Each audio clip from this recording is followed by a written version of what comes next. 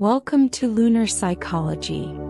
In this quiet space, there is no need to focus, no need to analyze, no need to remember everything you hear.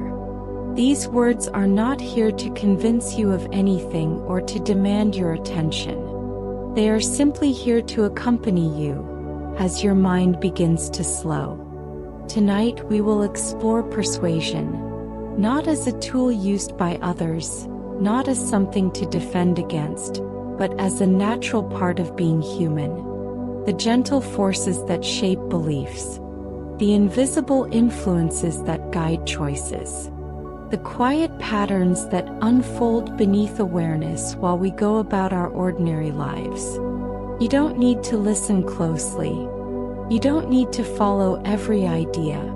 If your thoughts drift, that's perfectly fine. If you fall asleep, even better. Let these ideas arrive softly. Let them pass through without effort. And allow your mind to rest in the spaces between the words.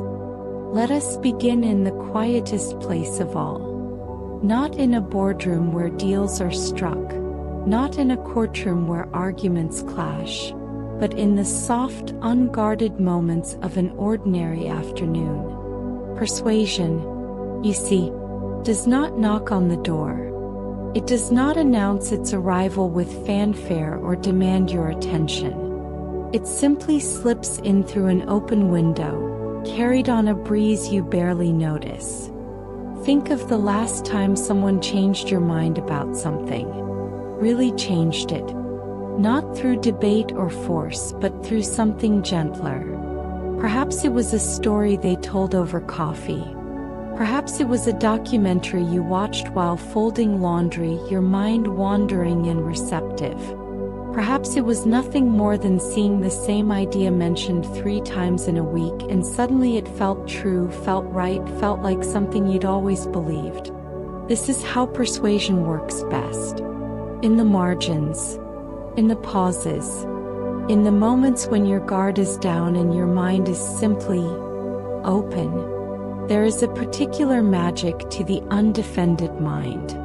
Research into human psychology has revealed something both fascinating and humbling. We are most persuadable precisely when we do not feel we are being persuaded. When someone leans forward and says, "Now let me convince you," something in us stiffens. The drawbridge goes up. The armor clicks into place. But when that same person simply shares a story, mentions something they noticed, or speaks in the rhythm of casual conversation, we lean in. We listen. We absorb. Scientists have studied this phenomenon extensively, observing how the brain responds to different types of communication. What they have found is remarkable. Direct arguments, no matter how logical, often trigger what researchers call psychological reactance. It is the mind's way of protecting its autonomy, its right to think for itself. But indirect communication, stories, examples, observations shared without agenda, these slip past our defenses entirely. There is a reason why the most effective teachers tell stories rather than simply presenting facts. There is a reason why a well-crafted film can shift cultural attitudes more effectively than 1,000 speeches. The story does not feel like an argument. It feels like an experience. And experiences change us in ways that arguments rarely can.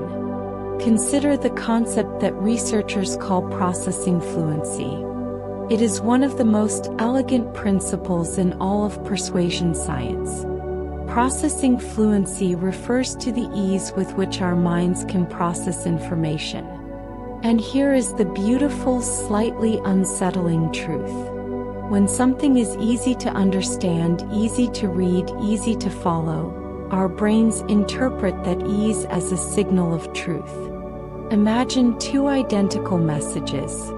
Same words, same meaning, same content. But one is printed in a clear, readable font, while the other is printed in an ornate, difficult-to-read script. Study after study has shown that people judge the clearly printed message as more truthful, more credible, more worthy of belief.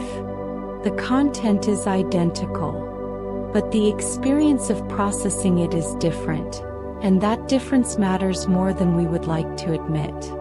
This is not about intelligence or education. This is about how the human brain evolved to navigate a complex world. Peace feels safe. Difficulty feels risky. When we encounter an idea that flows smoothly through our consciousness, requiring little effort to understand, our ancient neural machinery whispers, "This is familiar.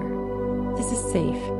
This might be true." The phenomenon extends far beyond typography. A speaker with a calm, pleasant voice is more persuasive than one with a harsh or jarring tone, regardless of what they are saying. A message delivered at a measured pace feels more truthful than one rushed or stuttered. Even the physical environment matters. We are more open to new ideas in comfortable spaces with soft lighting than in harsh, uncomfortable settings. All of these subtle cues work together to lower what psychologists call our cognitive defenses. They create an atmosphere of ease, of safety, of familiarity. And in that atmosphere, persuasion blooms like a night-flowering plant, opening its petals in the darkness when no one is watching. Then there is the illusory truth effect, one of the most well-documented phenomena in all of psychology. It reveals something profound about how human minds construct reality. The illusory truth effect is simply this. Repeated exposure to a statement increases our belief in its accuracy, even when we have no additional evidence and even when we initially doubted it. Read a headline once and you might dismiss it. See it again the next day and it starts to feel familiar. Encounter it a third time and something shifts. The statement begins to feel true not because you have verified it, not because you have examined the evidence, but simply because you have heard it before. Familiarity breeds not just acceptance but belief. This is not a flaw in human reasoning. It is a feature developed over millions of years of evolution. In the environment where our ancestors evolved, repeated exposure usually meant something was true. If everyone in your tribe mentioned the watering hole to the south, it probably existed. If you heard the same warning about a dangerous animal multiple times, that danger was likely real. Repetition served as a proxy for truth, a shortcut that saved cognitive energy and kept our ancestors alive. But in the modern world, where information can be repeated endlessly through media, advertising, and social networks, this ancient shortcut becomes a vulnerability. An idea does not need to be true to feel true. It only needs to be repeated. And once it feels true, our minds begin to treat it as if it were. The implications are both troubling and beautiful. Troubling because they reveal how easily our sense of reality can be shaped. Beautiful because they show us that truth in the human mind is not just about facts.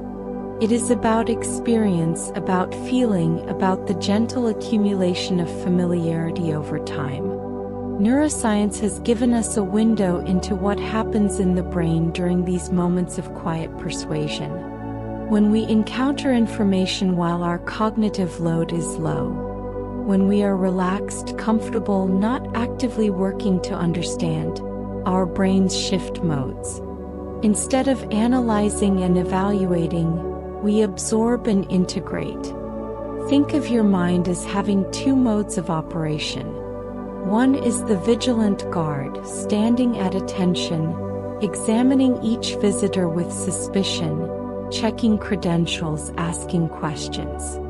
The other is the relaxed receptionist, casually waving people through, assuming good intentions, focused on flow rather than scrutiny.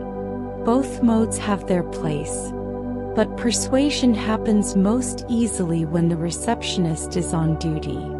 This is why we are so influenced by what we consume in relaxed states. The television playing in the background while we cook dinner. The podcast we listen to during our commute. The articles we scroll through before bed. We are not actively evaluating these messages. We are not bringing our full critical faculties to bear. We are simply allowing them to wash over us, to seep in, to become part of the background hum of our consciousness. And here is the thing that makes all of this so powerful, so inevitable, so human. By the time we feel persuaded, by the time we become consciously aware that our opinion has shifted or our attitude has changed, the actual work of persuasion has usually already been completed. The decision has been made in the quiet chambers of our unconscious mind, in those moments when we were not paying attention, when our defenses were down, when we were simply living our lives. We like to think of ourselves as rational beings who carefully weigh evidence and make deliberate choices. And sometimes we do. But more often, much more often, we are like ships that have already changed course, only noticing the new direction when we finally look up and see an unfamiliar coastline ahead. This is not weakness. This is not foolishness. This is simply how human minds work. We are pattern recognition machines, shaped by millions of years of evolution to make quick judgments based on limited information. We are social creatures, wired to absorb the attitudes and beliefs of those around us. We are storytelling animals, moved more by narrative than by data, more by feeling than by pure logic. Persuasion enters without resistance because it knows the password to our deepest cognitive systems. It speaks the language that our brains understand most fluently, the language of ease, of familiarity, of repeated exposure, of stories well told in moments of relaxation. As you drift deeper into rest now, consider this. Every belief you hold, every preference you cherish, every opinion you defend, all of them arrive through this same quiet process.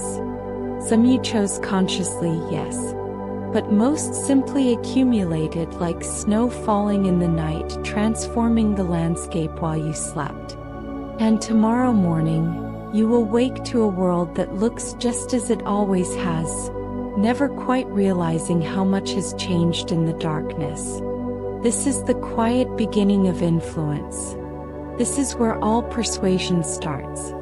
In the moments between moments, in the spaces between thoughts, in the gentle, unremarkable passages of ordinary life. Before argument, before awareness, before choice. In the deep, receptive silence where the mind simply listens. There is a beautiful inefficiency at the heart of being human. If we had to analyze every decision, weigh every option, examine every claim with full rational scrutiny, we would never get out of bed in the morning.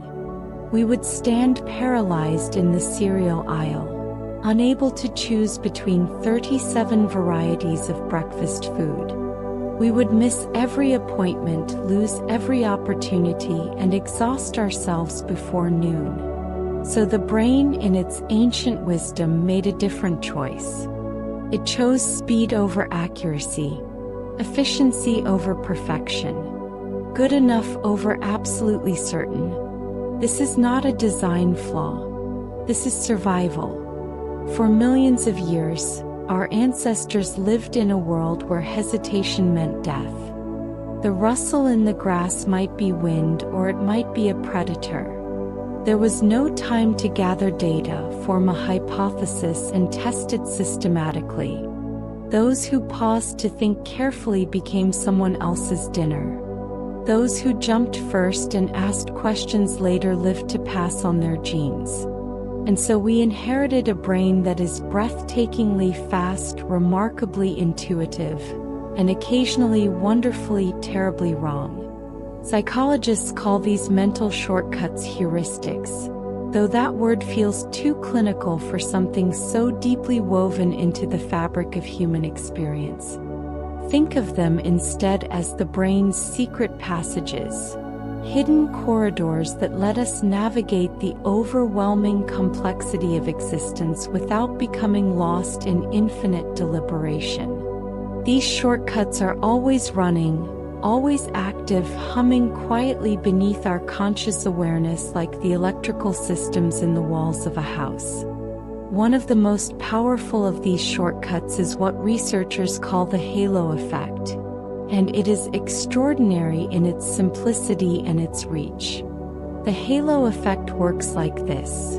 When we perceive one positive quality in a person, that quality casts a golden glow over everything else about them, illuminating traits we have never actually observed, creating an impression of goodness that extends far beyond the evidence.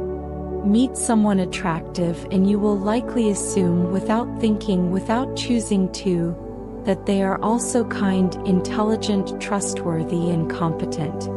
None of these assumptions may be true. You have no evidence for them. But the brain, seeing one positive trait, automatically fills in the rest of the picture with matching positive traits, painting a complete portrait from a single brushstroke. The effect works in every direction. A confident voice suggests expertise. A well-tailored suit implies success. A warm smile predicts reliability. And once that halo is in place, once that golden glow has been cast, it becomes remarkably difficult to see clearly. We filter subsequent information through that initial impression, noticing evidence that confirms it and dismissing evidence that contradicts it. This is why first impressions matter so profoundly. This is why charismatic leaders can convince followers to do things that seem baffling to outsiders. This is why we trust beautiful people with our money, our votes, our children, even though beauty has absolutely nothing to do with trustworthiness. The halo, once established, does not fade easily. But the halo effect is just one shortcut among many. Consider belief bias. Another elegant demonstration of how persuasion sidesteps reason entirely. Belief bias reveals that when we evaluate an argument, we rarely examine its logical structure. Instead, we look at the conclusion. If we agree with the conclusion, the argument feels strong, compelling, well-reasoned. If we disagree with the conclusion, the exact same argument feels weak, flawed, unconvincing. Researchers have tested this with formal syllogisms, those pristine logical structures that philosophy students learn. They present people with arguments that are logically valid but lead to conclusions they dislike, and arguments that are logically invalid but lead to conclusions they favor. The results are consistent and humbling. People judge the logically invalid arguments as stronger when they agree with the conclusion, and judge the logically valid arguments as weaker when they disagree. We are not logic machines. We are belief-defending machines. When an argument aligns with what we already believe, we nod along, noticing its strengths, feeling its persuasive force.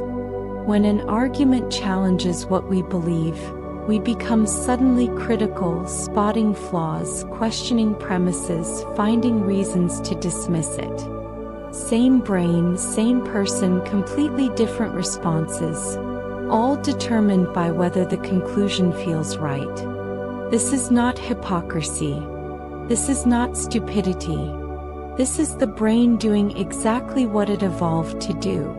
Protecting our existing worldview, maintaining cognitive consistency, avoiding the exhausting work of constantly rebuilding our understanding of reality from scratch. Beliefs are expensive to form. They require experience, consideration, social negotiation. Once we have them, the brain is reluctant to discard them without compelling reason. And here is where persuasion finds its opening. If you want to change someone's mind, leading with logic is often the least effective approach. Logic activates critical thinking. Critical thinking activates defense mechanisms. Defense mechanisms make persuasion nearly impossible. But if you can make your conclusion feel right, through story, through emotion, through association with trusted sources, through any of 1,000 subtle cues, the brain will often construct its own logical justification after the fact. We think we believe things because we have good reasons. More often we have good reasons because we already believe. The cart is perpetually before the horse, but we are all too busy moving forward to notice. Even self-interest, that supposed bedrock of human motivation, turns out to be a far less reliable predictor of behavior than we might imagine. Robert Cialdini, who spent decades studying the science of persuasion, made a remarkable decision when formulating his famous principles of influence. He deliberately excluded self-interest from the list. This might seem strange at first. Surely people are persuaded by arguments that serve their interests. Surely we can predict behavior by asking what benefits someone. But Cialdini recognized something deeper. Self-interest cannot explain why people comply with requests that actively work against their stated preferences. It cannot explain why we buy things we do not need, donate to causes we barely understand, or follow advice that contradicts our own experience. Self-interest suggests we are rational calculators, always optimizing for our own benefit. But the evidence reveals something more complicated, more human, more interesting. We are social creatures before we are selfish ones. We are pattern followers before we are independent thinkers. We are consistency seekers before we are benefit maximizers. Watch someone agree to a request they clearly do not want to fulfill.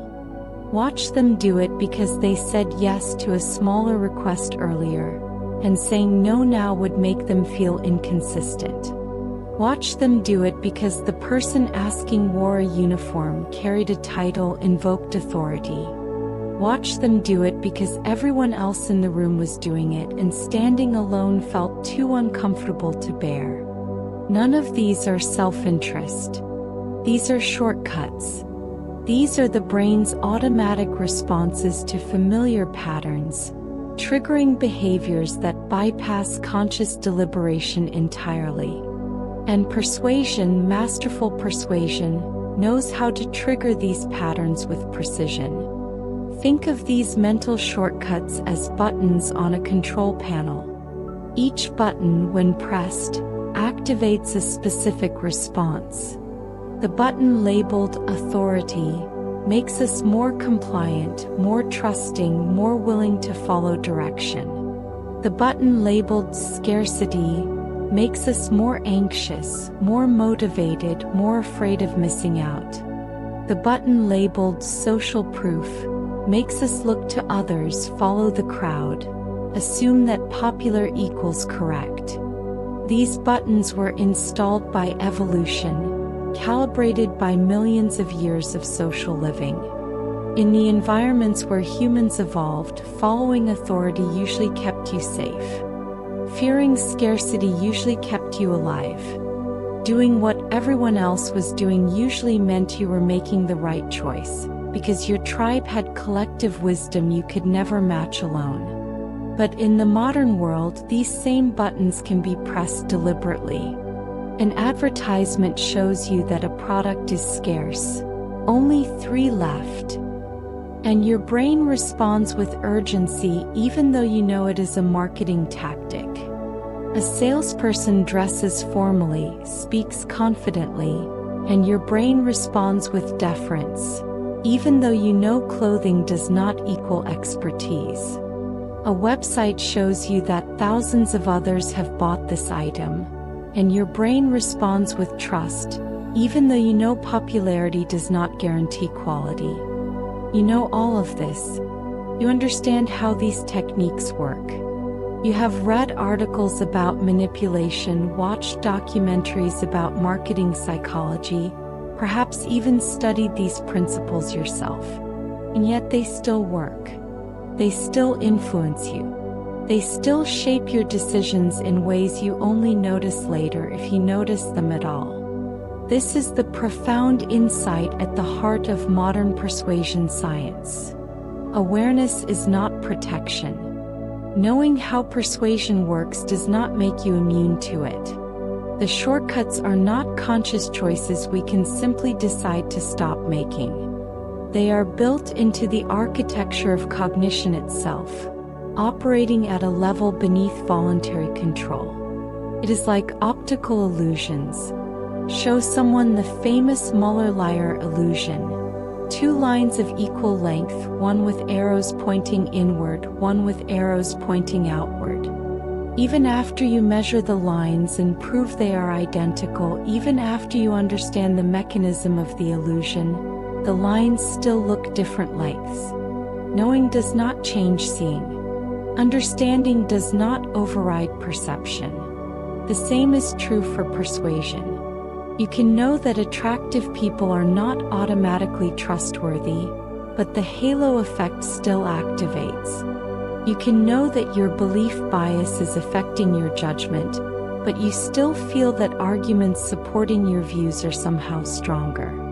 You can know that scarcity is being manufactured, but you still feel the urge to act quickly. The brain optimizes for efficiency, not accuracy. It uses shortcuts because careful analysis is metabolically expensive, time-consuming, and often unnecessary.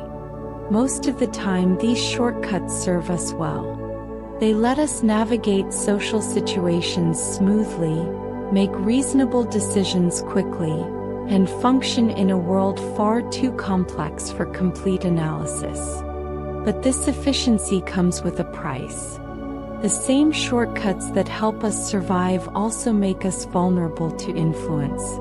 The same patterns that guide us toward good decisions can be triggered to guide us toward decisions that serve someone else's interests instead of our own. Persuasion succeeds not by building a better argument, but by triggering the right shortcut. Not by overpowering reason, but by bypassing it entirely. Not by convincing the conscious mind, but by speaking directly to the automatic systems that make most of our decisions before consciousness even gets involved.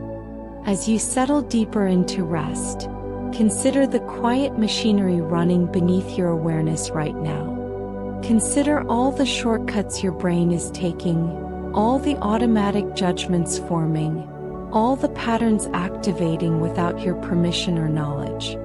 You are not the rational agent you imagine yourself to be. None of us are. We are something more interesting, more complex, more beautifully flawed. We are efficient creatures in an overwhelming world, using ancient tools to navigate modern challenges, succeeding most of the time, stumbling occasionally, and always taking shortcuts we never consciously chose to take. This is not weakness. This is not failure. This is simply what it means to have a human brain, evolved for speed in a world that now rewards careful thought, optimized for survival in circumstances that no longer exist. And persuasion, patient and timeless, continues to work its subtle magic, not by arguing with this reality, but by accepting it, understanding it, and working with it as natural and inevitable as water flowing downhill. There is a particular kind of trap that feels nothing like a trap at all. It has no bars, no locks, no visible walls. You walk into it freely, smiling even, and only later, sometimes much later, do you realize you can no longer easily walk out. This trap is made not of metal or stone but of something far more binding. Your own words, your own actions, your own sense of who you are. It begins with something small. Laughably small, really. A survey you agreed to fill out. A petition you signed while walking through the shopping center. A $5 donation to a cause someone mentioned at your door. A casual yes to a question so minor you forgot it 10 seconds later. These tiny moments seem to evaporate as soon as they occur, leaving no trace, no consequence, no weight. But they do leave something behind. They leave a version of you who said yes. And that version, that past self, has more power over your future than you could possibly imagine.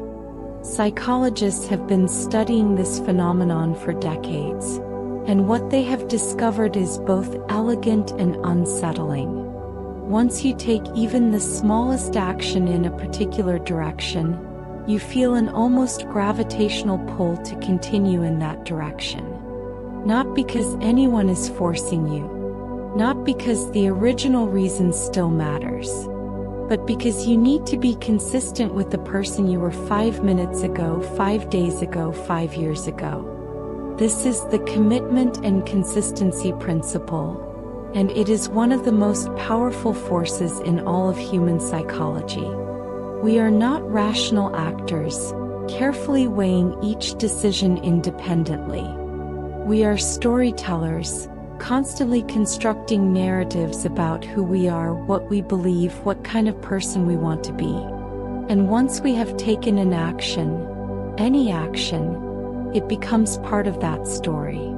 It becomes evidence of our character. And we will bend our future behavior, twist our beliefs, and restructure our understanding of reality itself to maintain the coherence of that story. Consider the famous foot-in-the-door experiments, studies so simple and yet so revealing of human nature. Researchers would approach homeowners and ask them to do something trivial. Display a small sign in their window supporting safe driving. Just a tiny card, barely noticeable. Most people agreed. Why not? It cost them nothing, took no effort, seemed perfectly harmless. 2 weeks later, the researchers returned with a very different request. Would these same homeowners be willing to place a large, rather ugly billboard in their front yard, also promoting safe driving? This was not a small favor anymore. This was a significant imposition, something that would affect their property's appearance. Something most people would immediately refuse. And yet, those who had agreed to the small sign 2 weeks earlier were dramatically more likely to agree to the billboard. Not by a little, by a lot. They said yes at rates several times higher than homeowners who had never been asked about the small sign. But the small sign changed them. Not in any obvious way. Not in any way they could articulate, but it changed how they saw themselves. They became, in their own minds, the kind of person who supports traffic safety, the kind of person who helps with community causes, the kind of person who says yes when asked to contribute. And when the bigger request came, saying no would have meant contradicting that self-image. It would have created a crack in their sense of identity. So they said yes, even though it went against their clear self-interest. The behavior came first. The attitude followed later. This is the opposite of how we think persuasion works. We imagine that people develop beliefs and then act on them. But the research reveals something stranger and more powerful. We act and then we develop beliefs that justify those actions. We observe our own behavior the same way we observe others' behavior, and we draw conclusions about who we are based on what we see ourselves do. This is self-perception theory, and it suggests something radical about human nature. We do not have direct access to our own beliefs and attitudes. We infer them, construct them, deduce them from the evidence of our actions. Did I donate to that charity? Then I must care about their cause. Did I spend time learning about environmental issues? Then I must be an environmentally conscious person. Did I volunteer at that event? Then I must be the kind of person who volunteers. Each small action becomes a brick in the edifice of identity. And once enough bricks are laid, the structure becomes solid, real, difficult to dismantle. You are not just doing things anymore. You are being someone. And being someone requires consistency, requires dedication to the character you have created through accumulated choices. Now add cognitive dissonance to this mix, and the picture becomes even more complex. Cognitive dissonance is the uncomfortable tension we feel when our actions contradict our beliefs, when who we think we are clashes with what we actually do. This tension is not mild. Research shows it registers in the brain much like physical pain. Something to be avoided, something to be resolved as quickly as possible. And here is the crucial insight. When action and belief conflict, we have two options. We can change the action, stop doing the thing that contradicts our beliefs. Or we can change the belief, adjust what we think to match what we are already doing. Logic would suggest we should change the action, especially if we barely remember making the choice to act that way in the first place. But humans are not logical. Humans are consistent. And the easiest way to resolve dissonance is not to change our behavior.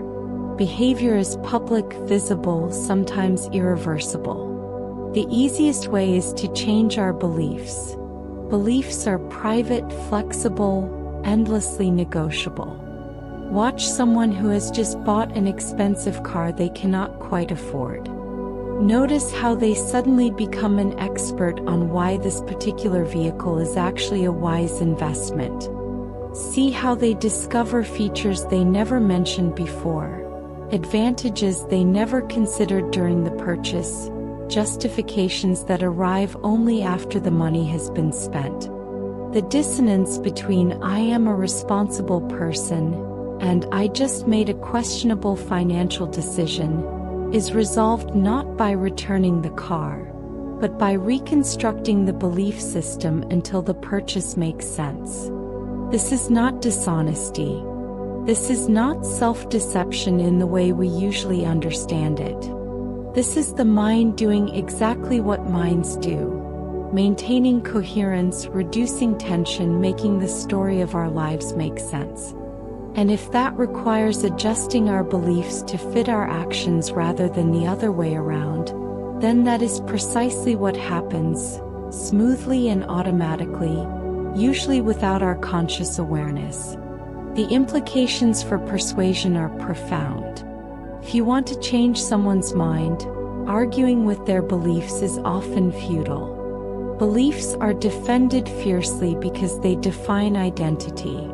But if you can get someone to take a small action, just one tiny step, their beliefs will often follow. The action becomes evidence.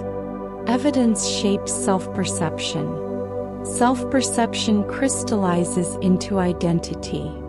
And identity is defended more vigorously than any individual belief could ever be. This is why social movements often begin not with grand manifestos but with simple actions. Sign this petition. Wear this ribbon. Attend this meeting. Share this post. Each action is small enough to feel harmless, but significant enough to count as participation. And once you have participated, once you have taken that first step, you are no longer an outsider looking in. You are someone who cares about this cause. Someone who is involved. Someone who would naturally take the next step and the next and the next. This is why salespeople ask you to fill out forms, handle products. Imagine yourself using their service. Each small action, writing your name, touching the merchandise, visualizing ownership, increases the likelihood you will complete the purchase. Not because the action commits you legally or financially, but because it commits you psychologically. You become someone who is interested in this product, someone who is considering this purchase, someone who would naturally, consistently follow through. This is why abusive relationships often begin with small boundary violations. A joke that is slightly mean, a request that is slightly unreasonable, a rule that is slightly controlling. Each one taken alone seems too small to fight about, too trivial to end a relationship over. But each one you accept makes the next one easier to accept, because now you are someone who tolerates these things, someone who does not make a fuss, someone who goes along. And before you quite understand how it happened, you are defending behavior you once would have found unacceptable because your past self, the self who first said yes to something small, has pulled you forward into a present you never consciously chose. The power of consistency is that it masquerades as integrity. We tell ourselves we are being true to our word, honoring our commitments, showing strength of character. And sometimes that is exactly what we are doing. But other times, we are simply trapped by the gravity of past decisions we barely remember making, defending positions we no longer believe in, acting out roles we never consciously auditioned for. Persuasion that works with this principle does not feel like persuasion at all. It feels like authenticity, like being true to yourself, like natural development and growth. The person being persuaded does not feel pushed into something new. They feel like they are simply continuing to be who they have always been. The change is reframed as continuity. The new belief is presented as the logical extension of old actions. The transformation is dressed up as consistency. And here is the beautiful, terrible magic of it all. Persuasion does not need to push you forward into an unfamiliar future. It only needs to pull your past into the present, arranging your accumulated actions into a pattern that points in the desired direction, showing you a path that feels like it was always yours to walk. You are not being changed. You are discovering who you have been all along. You are recognizing yourself in the mirror of your past choices and stepping forward to meet that reflection. The trap made of words and actions, of tiny commitments and small consistencies, of past selves reaching forward through time to guide the present. This trap does not feel confining. It feels like identity, like purpose, like knowing who you are and having the strength to live accordingly. And by the time you realize you are trapped, you no longer want to escape. You have become the person the trap was built for. You fit perfectly. You belong. As you drift deeper now, perhaps you are noticing the weight of your own past. All those small yes you have given. All those trivial choices that seemed to evaporate but did not.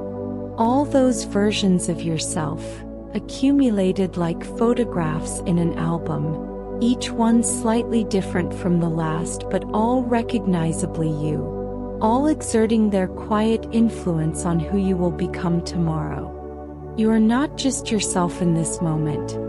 You are the sum of all the selves you have ever been, and they are all here with you now, whispering suggestions, pulling gently on invisible strings, shaping your choices in ways you cannot quite see. This is not manipulation from outside. This is the architecture of identity itself. This is how human beings maintain coherence across time. This is how we know who we are despite constant change. Persuasion simply works with this architecture.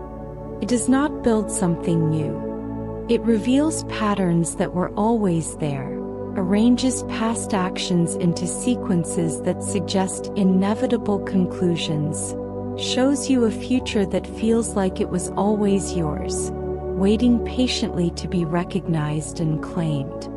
And you walk toward it freely, consistently, recognizing yourself at every step, never quite noticing that the path was laid one small stone at a time, beginning with a choice so trivial you forgot it before you finished making it.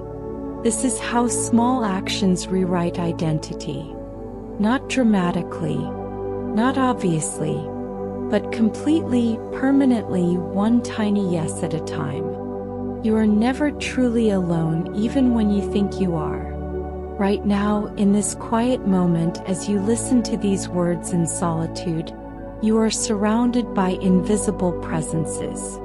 The opinions of friends and family, the judgment of colleagues and strangers, the weight of what everyone else thinks, believes, sees as true.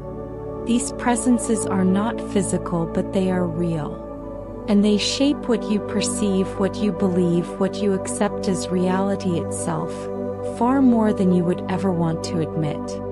This is not weakness. This is the fundamental architecture of human consciousness. We are not isolated thinking machines, processing information independently and arriving at objective conclusions.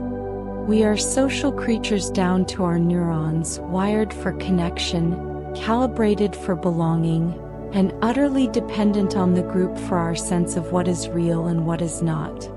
The evidence for this is both ancient and brand new, spanning from the earliest days of social psychology to the most recent studies of behavior online. And what all of it tells us, in 1,000 different ways, is the same unsettling truth. Other people persuade us more powerfully than facts ever could. Reality itself is negotiable when we are standing alone against the crowd.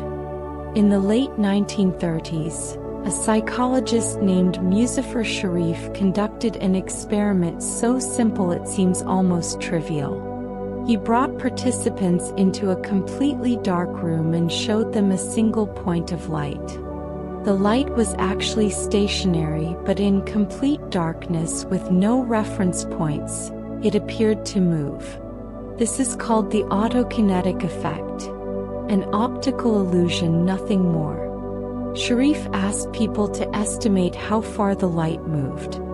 When alone, each person developed their own personal standard. One might say it moved 2 inches. Another might say 6. These estimates were arbitrary, invented, completely subjective because the light was not actually moving at all. But then Sharif did something interesting. He brought people together in groups and had them call out their estimates aloud. And something remarkable happened.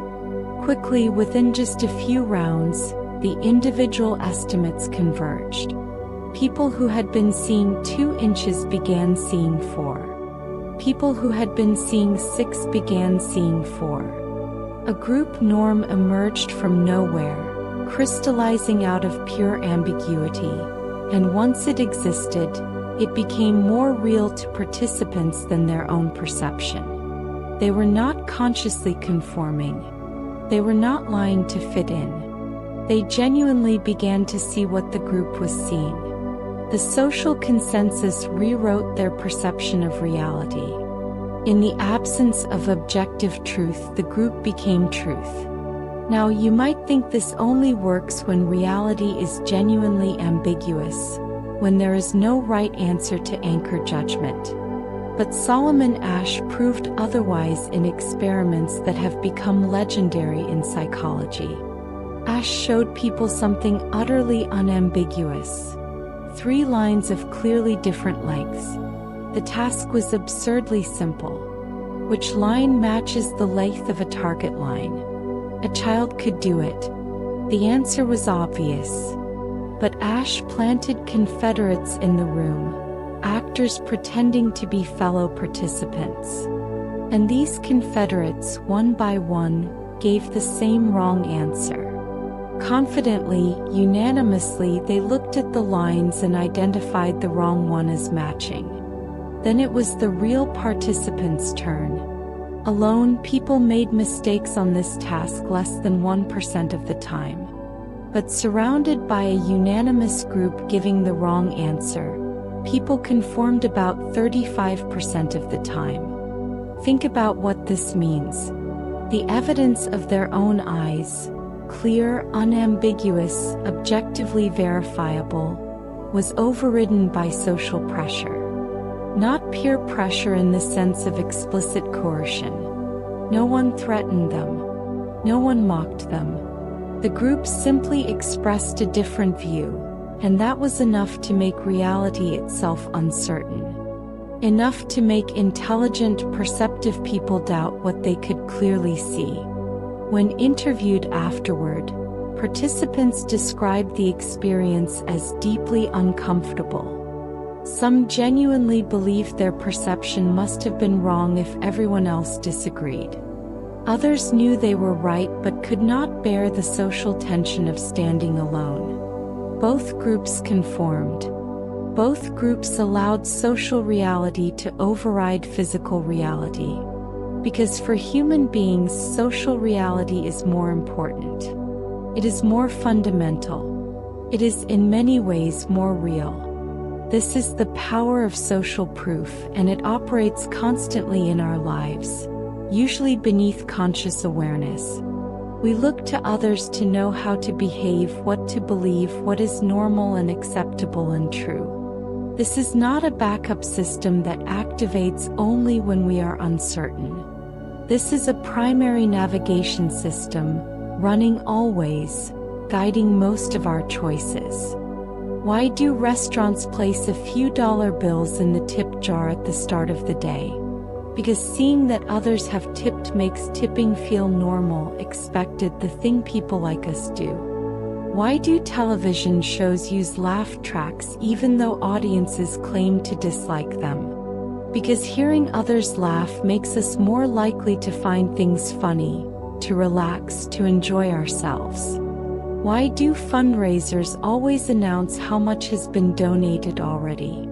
Because knowing others have given makes giving feel safe, communal, the right thing to do. Social proof works on a principle more powerful than logic. Similarity amplifies trust.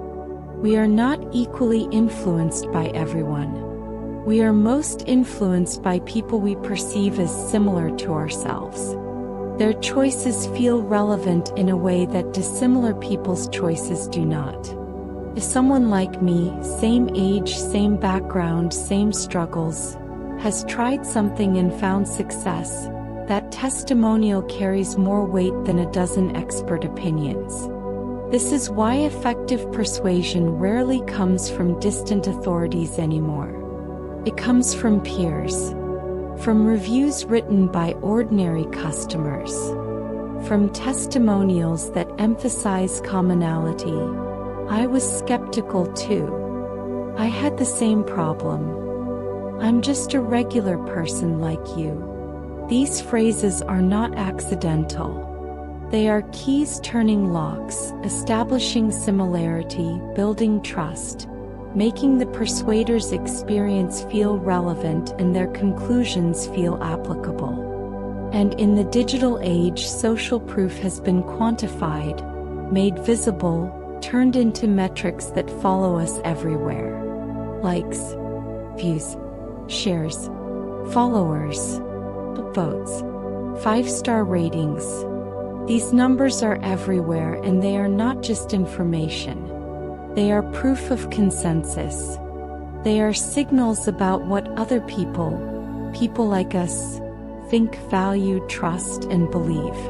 You see a video with 10 million views and you assume it must be good, worth watching, important. You see a product with 4.5 stars from thousands of reviews and you feel safe buying it, even if you have not read a single review. You see a social media post with thousands of likes and shares and you unconsciously register it as more credible, more trustworthy, more likely to be true, regardless of its actual content. The numbers have become a shortcut for truth. Not because numbers cannot lie, they can and often do, but because our brains evolved to use social consensus as a proxy for reality. And in the modern world, numbers are how consensus is displayed. High numbers mean many people agree. Many people agreeing means it is probably correct. Therefore, high numbers mean truth. The logic is flawed, but the feeling is irresistible. Robert Cialdini, in his later work, identified something he called the unity principle, and it takes social influence to an even deeper level. Unity is not just about liking someone or recognizing them as similar. Unity is about shared identity, about belonging to the same group, the same tribe, the same category of human. When unity is established, persuasion becomes almost effortless because resistance feels like betrayal of the self. Think about the language of unity. We, us, our people, our community. These words do not just describe connection. They create it. They transform a collection of individuals into a collective entity with shared interests, shared values, shared destiny. And once someone is inside that we, persuading them becomes a matter of showing them what we believe, what we do, what we stand for. Political movements understand this instinctively. They do not win supporters by arguing policy details. They win by establishing identity, by making people feel that they belong to a movement, a vision, a shared purpose larger than themselves. Once that identity is claimed, once someone begins thinking of themselves as part of us, they will defend the group's positions as if they were their own, because they are their own. The boundaries between individual and group have blurred, and protecting the group becomes indistinguishable from protecting the self. This is why persuasion based on facts alone so rarely works. Facts are useful when we are alone, isolated, making decisions in a vacuum. But we are never in a vacuum. We are always embedded in social networks, comparing ourselves to others, seeking approval, avoiding rejection, trying to maintain our place within the groups that give our lives meaning. A fact that threatens group identity will be rejected no matter how well supported. A belief that strengthens group identity will be embraced, no matter how flimsy the evidence. We are not truth seekers first and social beings second. We are social beings who use truth instrumentally, when it serves our need to belong, and discard it readily when it does not. Consider how this plays out in everyday life. You are considering a career change. Facts matter: salary, job security, growth potential. But what matters more? What your family thinks, what your friends would say, whether people like you make this kind of choice, whether it fits with the identity you have cultivated within your social world. The facts inform, but the social consensus decides. You are evaluating a political candidate. Policy positions matter: taxes, healthcare, foreign policy. But what matters more? What your trusted sources are saying. What people in your community believe. Whether supporting this candidate marks you as part of the right group or the wrong one. The policies inform, but the tribal affiliation decides. You are deciding what to believe about a controversial topic. Evidence matters: studies, data, expert opinion. But what matters more? What your social network believes. What believing this would signal about who you are. Whether accepting this truth would alienate you from people whose acceptance you need. The evidence informs, but the social cost decides. This is not a failure of reasoning. This is reasoning operating exactly as designed. for most of human history, being expelled from the group meant death. Being wrong about an abstract fact meant nothing. Being wrong about your social standing meant everything. And so we evolved to prioritize social truth over factual truth, group consensus over individual perception, belonging over being right. Modern persuasion understands this completely. It does not waste time arguing with individuals. It creates the appearance of consensus, manufactures social proof, establishes shared identity, and then simply shows people what everyone believes, what people like us do, what we stand for. And individuals, one by one, look around at this carefully constructed social reality and adjust their beliefs accordingly, naturally, automatically, feeling not that they have been persuaded but that they have simply recognized the truth that was already there. The most sophisticated persuasion today is not about winning arguments. It is about creating communities, building tribes, establishing us and them, and then letting social gravity do the rest. Once someone is inside the us, they will persuade themselves. They will notice evidence that supports group beliefs and overlook evidence that contradicts them. They will interpret ambiguous situations in ways that favor the group. They will defend group positions as their own because, in a very real sense, they are their own. The self and the group have merged.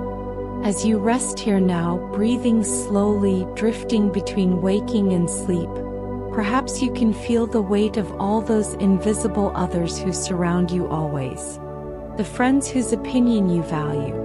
The family whose approval you seek. The communities you belong to online and off. The countless strangers whose consensus shapes your reality in ways you never consciously register. You are not an island. You have never been an island. You are a node in a vast network, influenced constantly by signals flowing through connections you barely perceive. Every belief you hold exists not in isolation but in relationship to what others believe. Every decision you make is made in the context of what others have decided. Every truth you accept has been filtered through the social proof of consensus, the similarity of source, the unity of shared identity. This is not a flaw to be corrected. This is the fundamental nature of human consciousness. We are not individual minds that occasionally connect. We are a collective intelligence that manifests as individual bodies, each one containing not just personal thoughts but the aggregated wisdom, prejudice, belief, and perception of everyone we have ever known, every group we have ever belonged to, every signal we have ever received about what people like us think and do and believe. Persuasion is not about convincing individuals. It is about aligning identities, about showing people where they belong, about making them feel that believing this particular thing, taking this particular action, is what defines who we are. And once that alignment is achieved, once the individual and the group are moving together, persuasion is no longer necessary.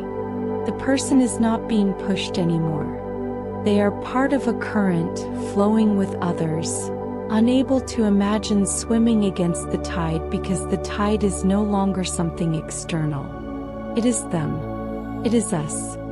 It is who we are together in the vast social ocean where all human truth is ultimately negotiated and all individual perception is endlessly revised to match the consensus of the many. There is a moment that happens faster than thought. You are standing in a hallway, lost, uncertain which direction to go. A person in a uniform approaches. Before they speak, before they offer any information, before you have any evidence of their knowledge or competence, something in you relaxes. You are ready to listen, ready to trust, ready to follow. This happens in milliseconds beneath conscious awareness, triggered not by reasoning but by recognition. The uniform is a symbol. The symbol carries authority. And authority, your ancient brain whispers, means safety. We like to think we are persuaded by the quality of arguments, by evidence and logic and carefully reasoned discourse. We like to imagine ourselves as independent thinkers, weighing information on its merits, arriving at conclusions through rational deliberation. This is a beautiful fiction, a story we tell ourselves about who we are. But the research tells a different story, one that is simultaneously humbling and revealing about the nature of human consciousness. Authority operates faster than reasoning. It shortcuts the entire process of evaluation, moving directly from perception to compliance, from symbol to submission, from recognizing status to accepting direction. And it does this not because we are foolish or weak, but because this is exactly how human brains evolved to function in complex social hierarchies where survival often depended on knowing whom to follow and following them quickly. Consider what happens in the brain when we encounter someone we perceive as an expert. Neuroimaging studies have revealed something remarkable. When information comes from a source labeled as expert, reward-related regions of the brain light up. The same circuits that activate when we receive food, money, or social approval.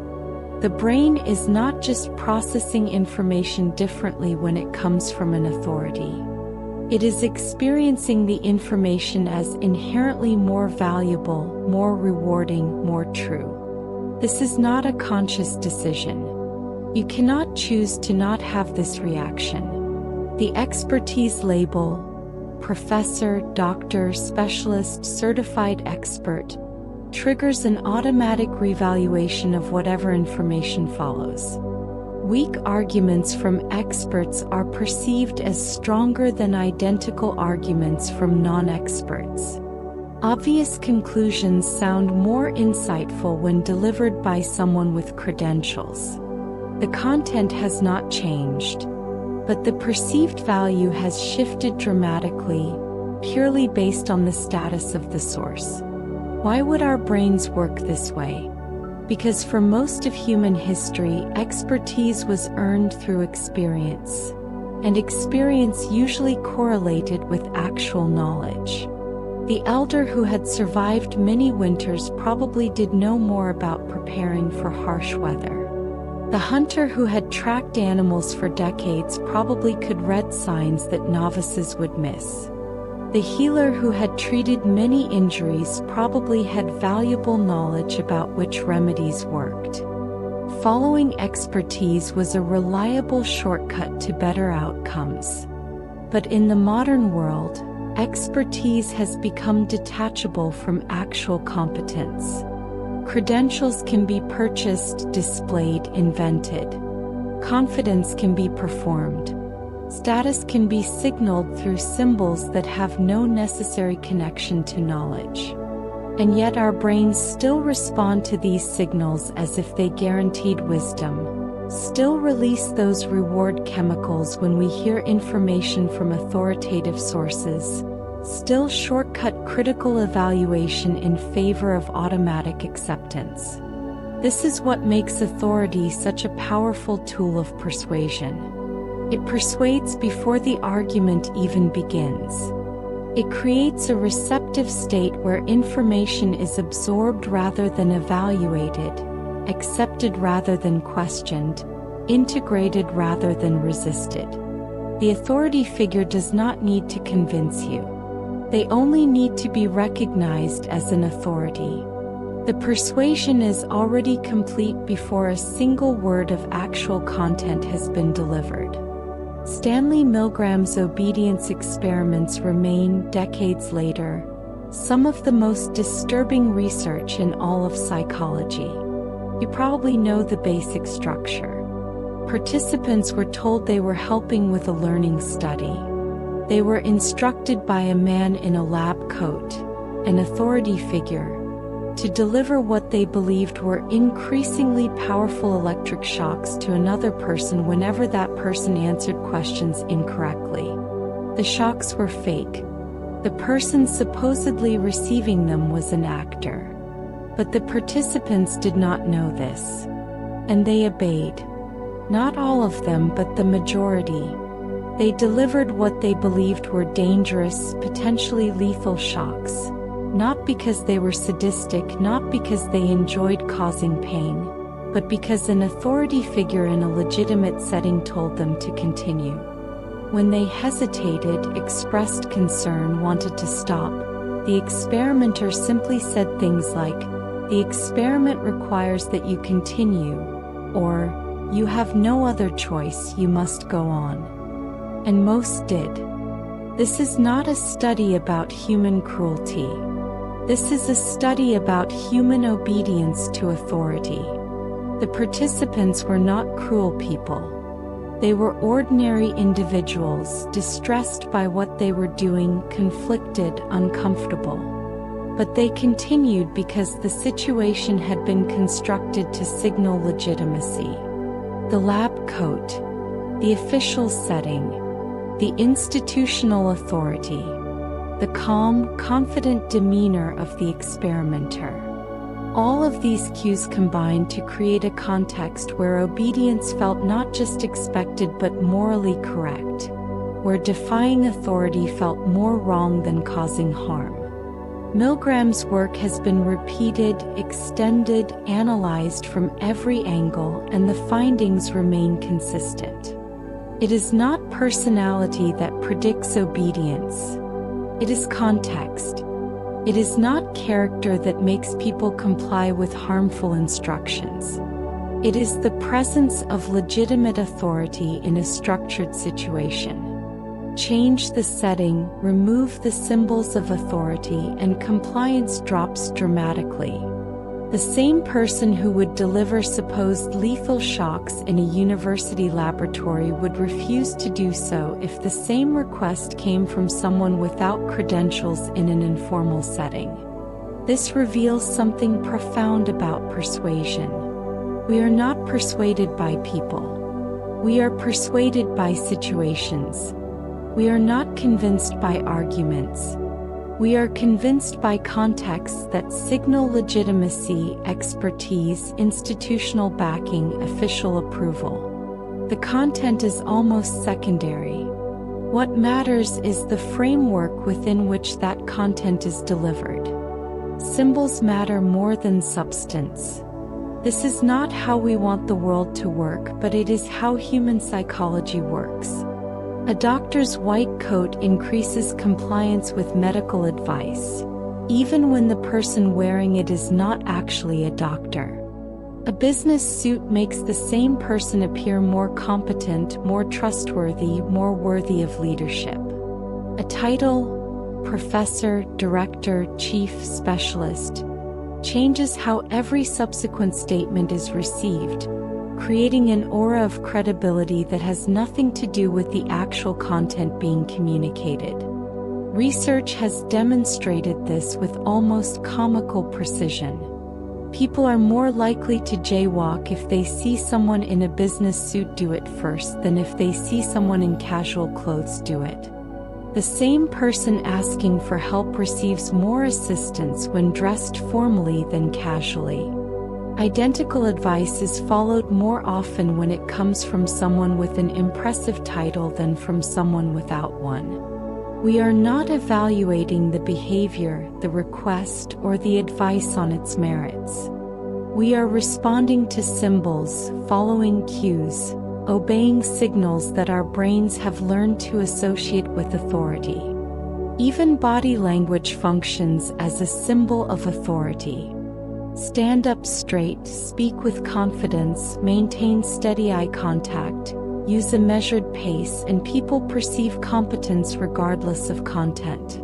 Slouch, speak hesitantly, look away, rush through your words, and the same information is perceived as less credible, less valuable, less worth following. The information has not changed. The packaging has. And humans, far more than we like to admit, judge the package and assume it reflects the contents. This is why effective persuaders spend so much time cultivating the appearance of authority before ever presenting their actual arguments. They establish credentials.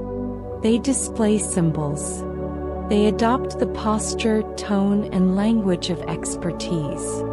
They create contexts that signal legitimacy. And by the time they begin to make their case, the audience is already predisposed to accept it, already in a state of deference, already looking for reasons to agree rather than reasons to disagree. Authority persuades not because it is correct, but because it feels safe to follow. This is the core insight, the one that explains so much of human behavior in hierarchical situations. Following authority reduces personal responsibility. If the expert says to do it, if the official approves it, if the institution backs it, then doing it feels justified, protected, correct. Even if it goes wrong, you are following legitimate guidance. You are being responsible by deferring to expertise. You cannot be blamed for trusting authority. But resisting authority feels dangerous. It means taking personal responsibility for the consequences. It means standing alone against institutional weight. It means trusting your own judgment over credentialed expertise, your own perception over official consensus. And evolution did not wire us to feel comfortable in that position. For most of human history, defying the tribe's leadership, questioning the elders' wisdom, or refusing the chief's direction was a fast path to exile and death. So we follow. We defer. We comply. Not because we have evaluated the authority's claim and found it compelling, but because following feels safer than resisting, because deferring feels wiser than questioning, because compliance avoids conflict while resistance invites it. The cost of being wrong while following authority is shared, distributed, forgivable. The cost of being wrong while defying authority is personal, concentrated, potentially catastrophic. This is what makes authority-based persuasion so insidious and so effective. It does not need to win a fair fight on the merits. It simply needs to establish the appearance of legitimacy, display the symbols of expertise, create a context where deference feels natural and resistance feels dangerous. Once that framework is established, persuasion happens automatically, beneath conscious awareness, driven not by the quality of arguments but by ancient reflexes that equate authority with safety and compliance with wisdom. Watch how this operates in everyday life. The financial advisor who speaks with confidence, displays credentials on the wall, and uses technical language is trusted with life savings, even when their actual track record is mediocre.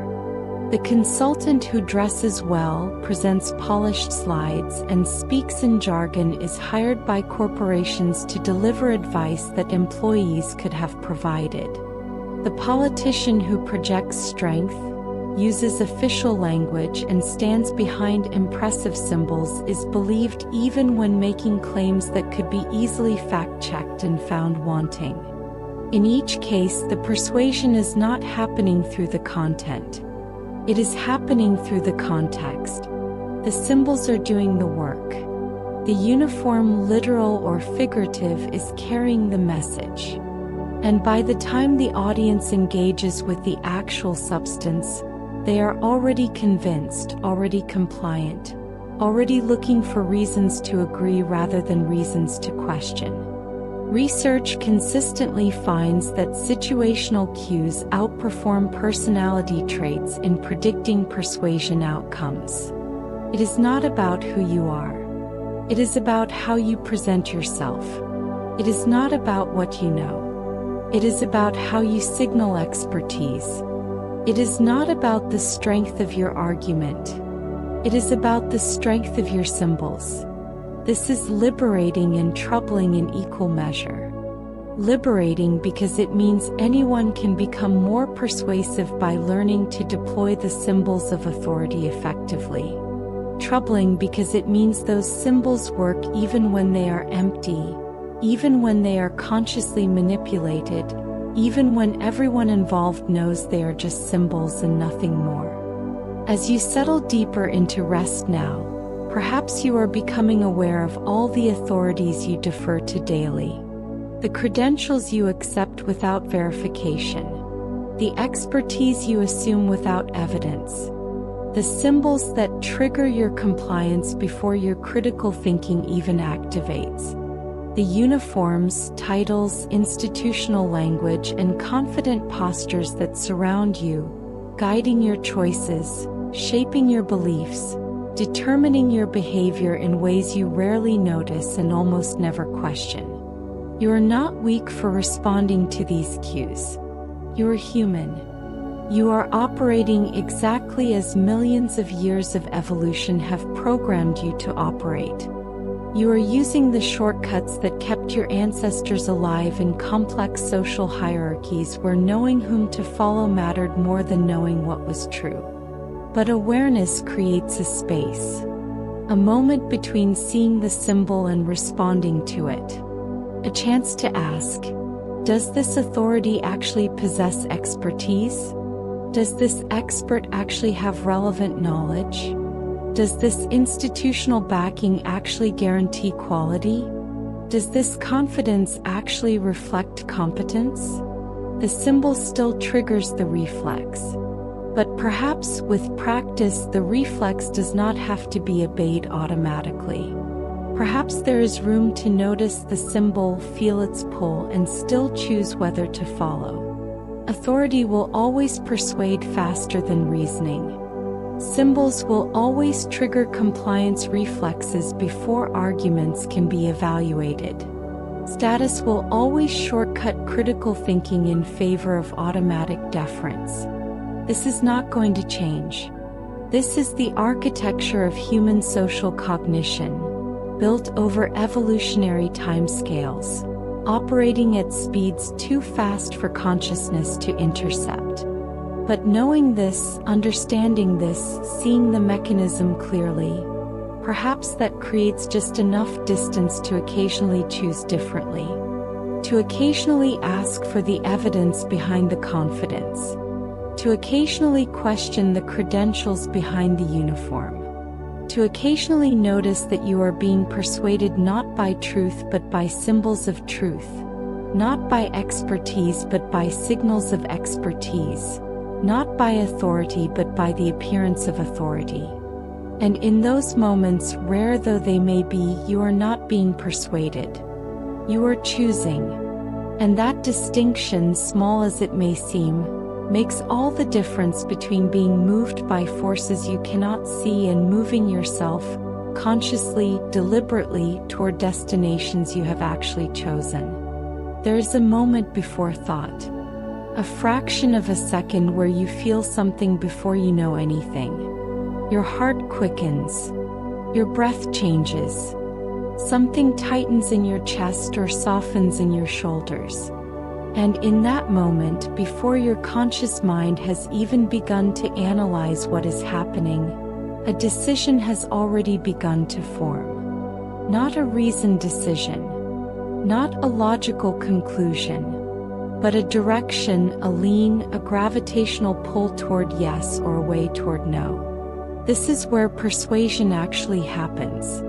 Not in the realm of argument and evidence, not in the careful weighing of pros and cons, but in this wordless space where emotion moves faster than thought, where feeling arrives before reasoning, where the body decides and the mind follows, constructing explanations after the fact for choices that were never really choices at all. We have built an entire civilization on the myth that humans are rational beings who occasionally experience emotion. But the truth, the one that neuroscience and psychology have revealed with increasing clarity, is precisely the opposite. We are emotional beings who occasionally experience rationality. Emotion is not a bug in the system. It is the system. And reason, far from being emotion's master, is more often its eloquent defender, its after-the-fact spokesperson, its public relations department explaining decisions that were made in the silent depths where feelings live. Emotion is not the enemy of reason. It is its gatekeeper. Nothing enters the fortress of belief without first passing through the emotional checkpoint, receiving the stamp of feeling approval, triggering the visceral sense of rightness or wrongness that precedes and shapes all subsequent rational analysis. Consider fear, that most primal of emotions, and see how it operates in persuasion. Public health campaigns have been studying fear appeals for decades, trying to understand how to motivate behavior change around smoking, safe driving, disease prevention, and countless other risks. And what they have discovered is elegant in its precision and humbling in its implications. Fear persuades, but only within a narrow window. Too little fear and the message is ignored, dismissed, forgotten before it can take root. The threat feels distant, unlikely, irrelevant. Someone else's problem. Something that happens to other people but never to me. The message slides off the mind like water off glass, leaving no trace, generating no change. But too much fear creates the opposite problem.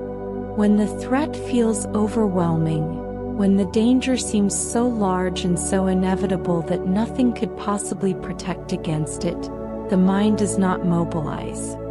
It shuts down.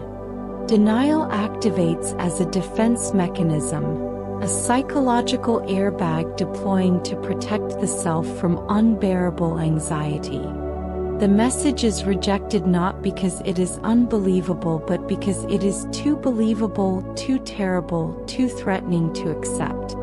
The sweet spot, the place where fear actually motivates rather than paralyzes or gets ignored, is moderate fear paired with clear, actionable solutions.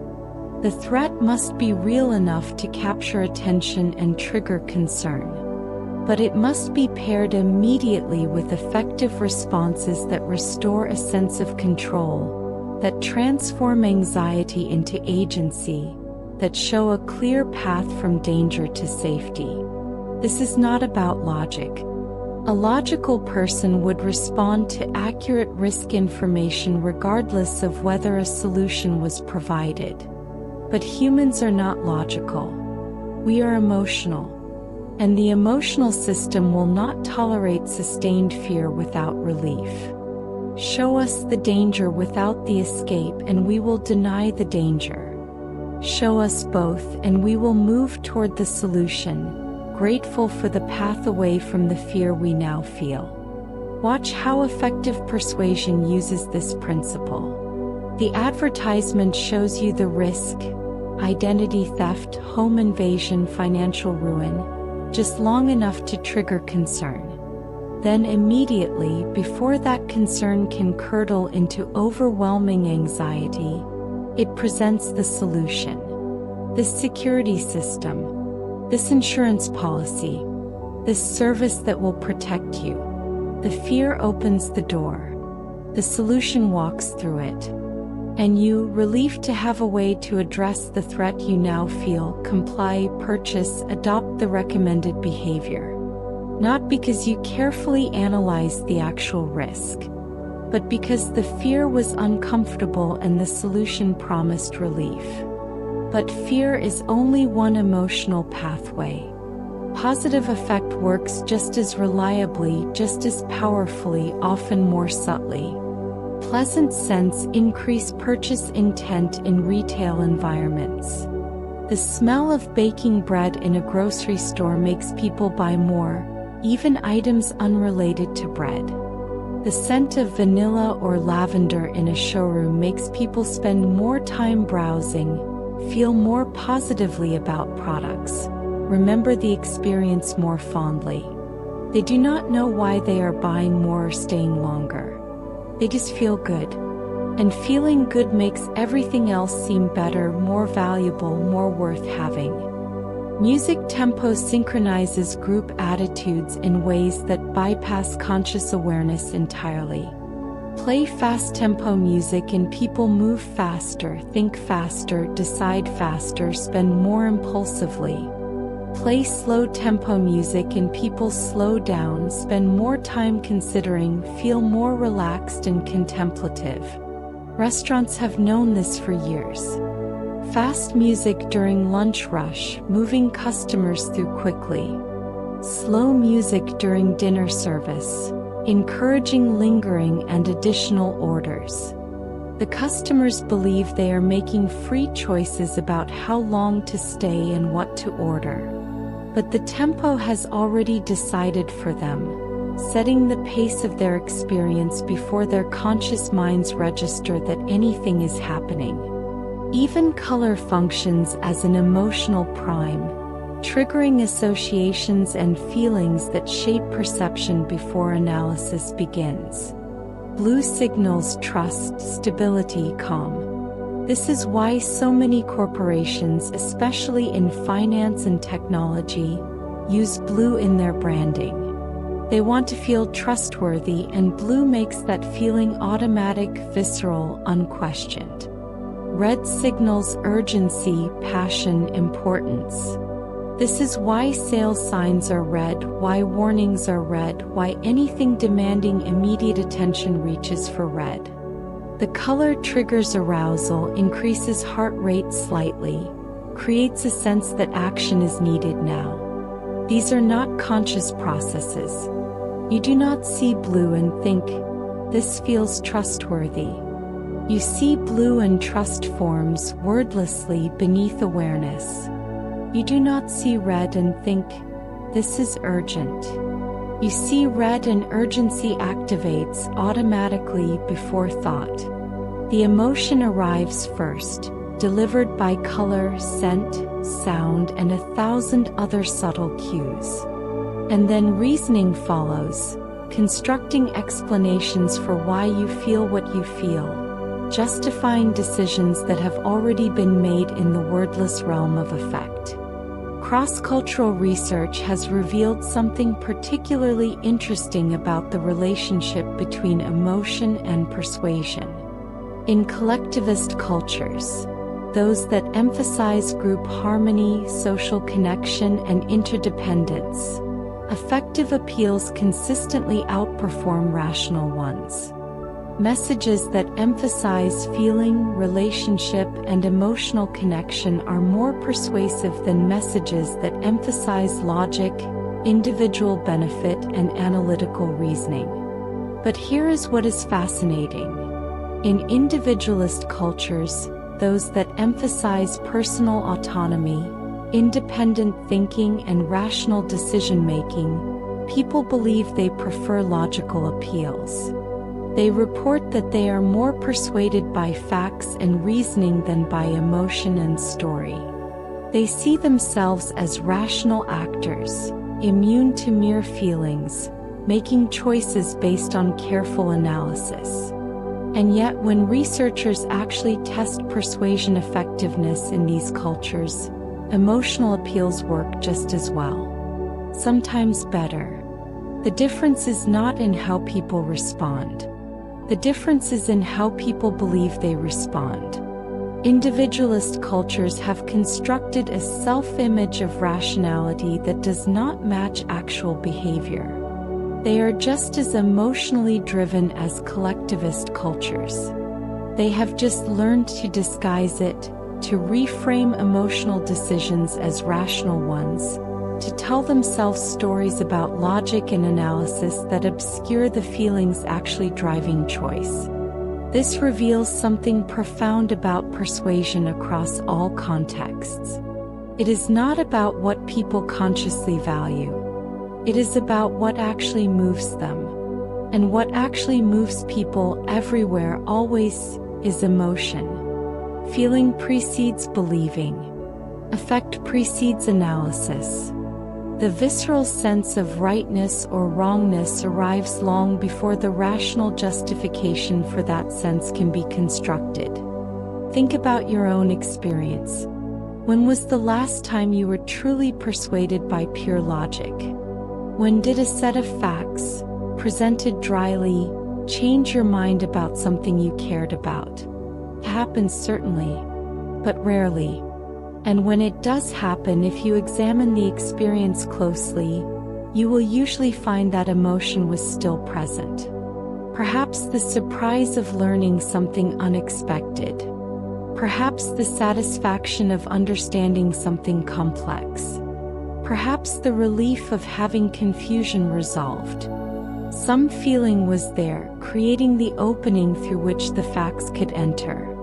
Now think about times when you were powerfully persuaded. When your mind changed quickly, completely, durably. Almost always, emotion was front and center. A story that moved you. An image that shocked you. A person who inspired you. Music that stirred something. A moment that felt profound. The facts may have been present too, supporting the emotion, giving it structure and specificity. But the emotion came first.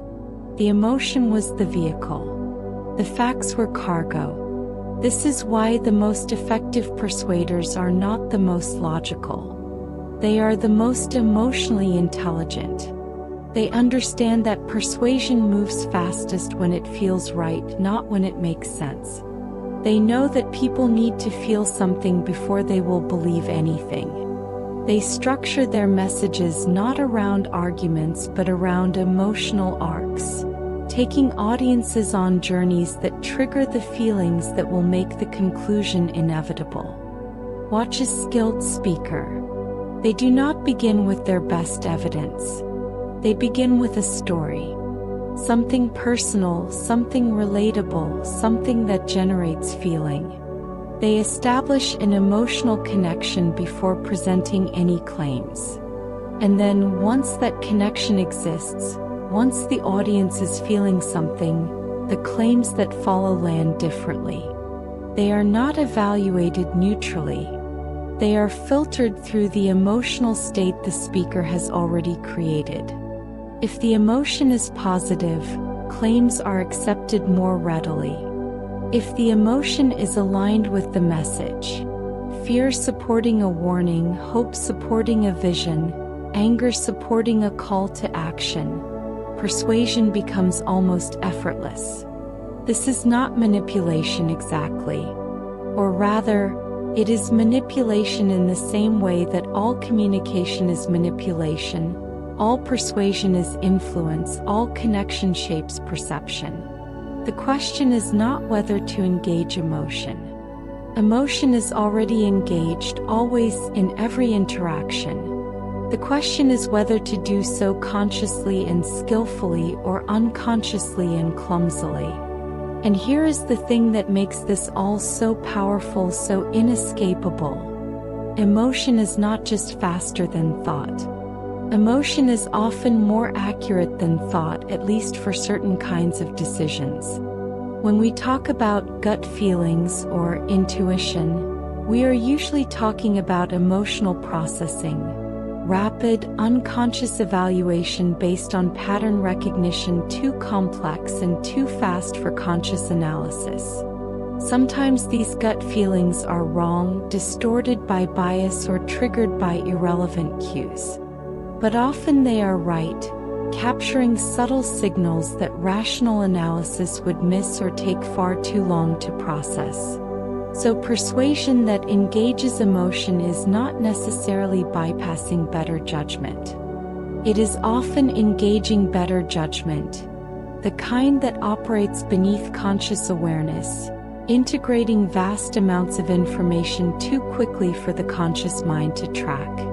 The kind that kept our ancestors alive by recognizing danger before they could articulate what was wrong. The kind that still guides us toward good decisions and away from bad ones, if we learn to listen to it, to trust it, to let feeling inform without overwhelming thinking. As you rest here now, breathing slowly, feeling your body settle into stillness, perhaps you can notice the emotions moving through you. Subtle ones mostly. The slight comfort of safety. The gentle pull towards sleep. The quiet satisfaction of learning, of understanding, of spending time in contemplation. These emotions are not dramatic. They do not announce themselves loudly. But they are shaping your experience right now, determining what feels true and what feels doubtful, what seems worth remembering and what can be forgotten, what will stick with you and what will fade. Every belief you hold, every opinion you defend, every choice you make, all of them began with emotion. With some feeling that arrived before the first thought, before the first reason, before the first piece of evidence was ever examined. And then the reasoning followed, building the case for what you already felt, constructing the logical justification for the emotional conclusion that had already formed in the depths where words do not reach. This is not weakness. This is not a flaw to be corrected. This is the fundamental architecture of human cognition. Emotion is the true driver because emotion is what motivates, what energizes, what transforms abstract information into lived experience, into something that matters enough to act upon. Without emotion, we would have perfect logic and no reason to use it. We would see clearly but care about nothing. We would understand everything and be moved by nothing. Persuasion that understands this, that works with emotion rather than against it, that creates feeling before constructing argument. This persuasion moves at the speed of recognition, of resonance, of rightness felt rather than rightness proven. It does not need to overcome resistance because it never triggers resistance in the first place. Simply feels true. And feeling true for human beings is often more powerful than being true, more motivating than mere facts could ever be. The emotion comes first. Always. The belief follows after. And by the time you notice what you believe, the emotion that created that belief has usually faded, leaving only the certainty, the sense that this is simply how things are, how they have always been, how they must be. The feeling that persuaded you has disappeared, leaving no trace except the conviction it created. And you, believing you have reasoned your way to this conclusion, never notice the emotion that brought you here, silent and invisible as gravity, as fundamental and as inescapable. There is a particular moment when persuasion dies. You can feel it happen if you are paying attention. One moment someone is listening, open, considering. The next moment something shifts. The eyes harden. The posture stiffens. The mind closes like a fist. What changed? Often it is not the content of the message. It is the feeling that choice is being taken away, that freedom is being threatened, that control is being exerted. And in that moment, persuasion does not just fail. It reverses. It creates the exact opposite of what was intended. This is the paradox at the heart of influence. The harder you push, the harder people push back. The more you try to control, the more people assert their independence. The more obvious your persuasion becomes, the more determined people become to resist it. Not because your arguments are wrong, not because your goals are misguided, but because something deeper than logic has been triggered. Something ancient and powerful and utterly human. The need for autonomy, the drive to be free, the fierce determination to prove that no one else can tell you what to do. Psychologists call this psychological reactance, and it is one of the most reliable phenomena in all of social science. Psychological reactance is what happens when people perceive that their freedom to choose is being threatened or eliminated. And when that happens, the threatened freedom becomes suddenly intensely more valuable. Not because the choice itself matters more, but because the freedom to make that choice matters enormously. And we will defend that freedom even when doing so hurts us, even when the person trying to influence us has our best interests at heart, even when compliance would obviously be the better choice. Jack Brem demonstrated this elegantly in studies with children and toys. The setup was simple. Show children several toys and ask them to rank which ones they preferred. Then tell them they can play with any toy except one specific toy, often one they had ranked in the middle, neither most nor least preferred.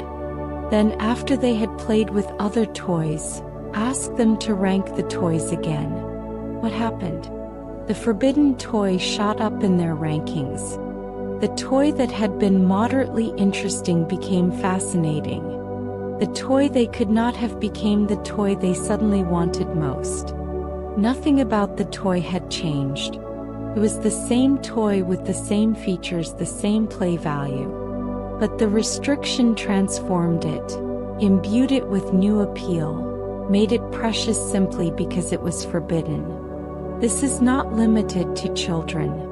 This is fundamental human psychology. Tell adults they cannot have something, cannot do something, cannot choose something, and that thing becomes immediately more attractive. Ban a book and people who never would have read it suddenly want to. Restrict access to information and people who never cared suddenly feel compelled to seek it out. Create scarcity artificially and people who were indifferent become anxious about missing out. The mechanism is always the same. The restriction signals that freedom is threatened. Reactance activates to restore that freedom. And the most immediate way to restore freedom is to want the forbidden thing, to pursue the restricted option, to assert autonomy by choosing precisely what you have been told you cannot choose. This is why authoritarian attempts at persuasion so often backfire. When governments try to control information, restrict speech, or mandate behavior too overtly, they frequently create the opposite of what they intend. People who might have been neutral or even supportive become suspicious, resistant, actively opposed. Not necessarily because they disagree with the goals, but because the methods threaten autonomy. And once autonomy feels threatened, cooperation becomes psychologically impossible. Compliance feels like surrender. Agreement feels like weakness. And resistance, even costly resistance, feels necessary to maintain a sense of self. But here is what is remarkable. Reactance can be diffused with extraordinary simplicity. Social psychologist Nicholas Gagin and others have demonstrated that adding a single phrase to a request dramatically increases compliance. The phrase is, "But you are free to choose," or variations, "But obviously you are free to refuse. Of course, it is your decision. No pressure at all." These words are magic. They do not change the request. They do not add incentives. They do not improve arguments. They simply acknowledge autonomy. They explicitly restore the freedom that requests implicitly threaten. And that restoration changes everything. Compliance rates double, sometimes triple, simply by adding this acknowledgement that the person has a choice, that their freedom is intact, that they are not being controlled. Why does this work? Because reactance is not really about the content of the request. It is about the perception of control. When you feel free to say no, saying yes no longer feels like submission. When your autonomy is acknowledged, compliance no longer threatens your sense of self. The same request, framed with explicit recognition of freedom, no longer triggers defensive resistance. It becomes a genuine choice rather than an attempt at control. and people feeling free often choose to comply. This reveals something crucial about persuasion. It works best when it does not look like persuasion. The most effective influence is the kind that preserves the illusion, or better, the reality, of choice. That presents options rather than demands. That suggests rather than insists. That creates conditions where people persuade themselves rather than feeling persuaded by others. But what about when persuasion needs to last? When you need someone to maintain a belief or behavior over time, potentially in the face of future challenges. Here, counterintuitively, the answer is not to shield them from opposing views. It is to expose them strategically to weak versions of those views. This is inoculation theory, and it works exactly like medical inoculation. When you want to build immunity to a disease, you introduce a weakened version of the pathogen. The body encounters it, mounts a defense, and develops antibodies that will recognize and fight the real disease if it appears later. Inoculation theory applies the same logic to beliefs. When you want to build resistance to persuasion, you expose people to weak counterarguments. They encounter the opposing view in a form they can easily refute. They practice defending their position. And they develop cognitive antibodies, prepared responses, strengthened convictions, mental immunity to stronger versions of the same arguments they might encounter later. This is why completely sheltering people from opposing views often makes them more vulnerable to persuasion, not less.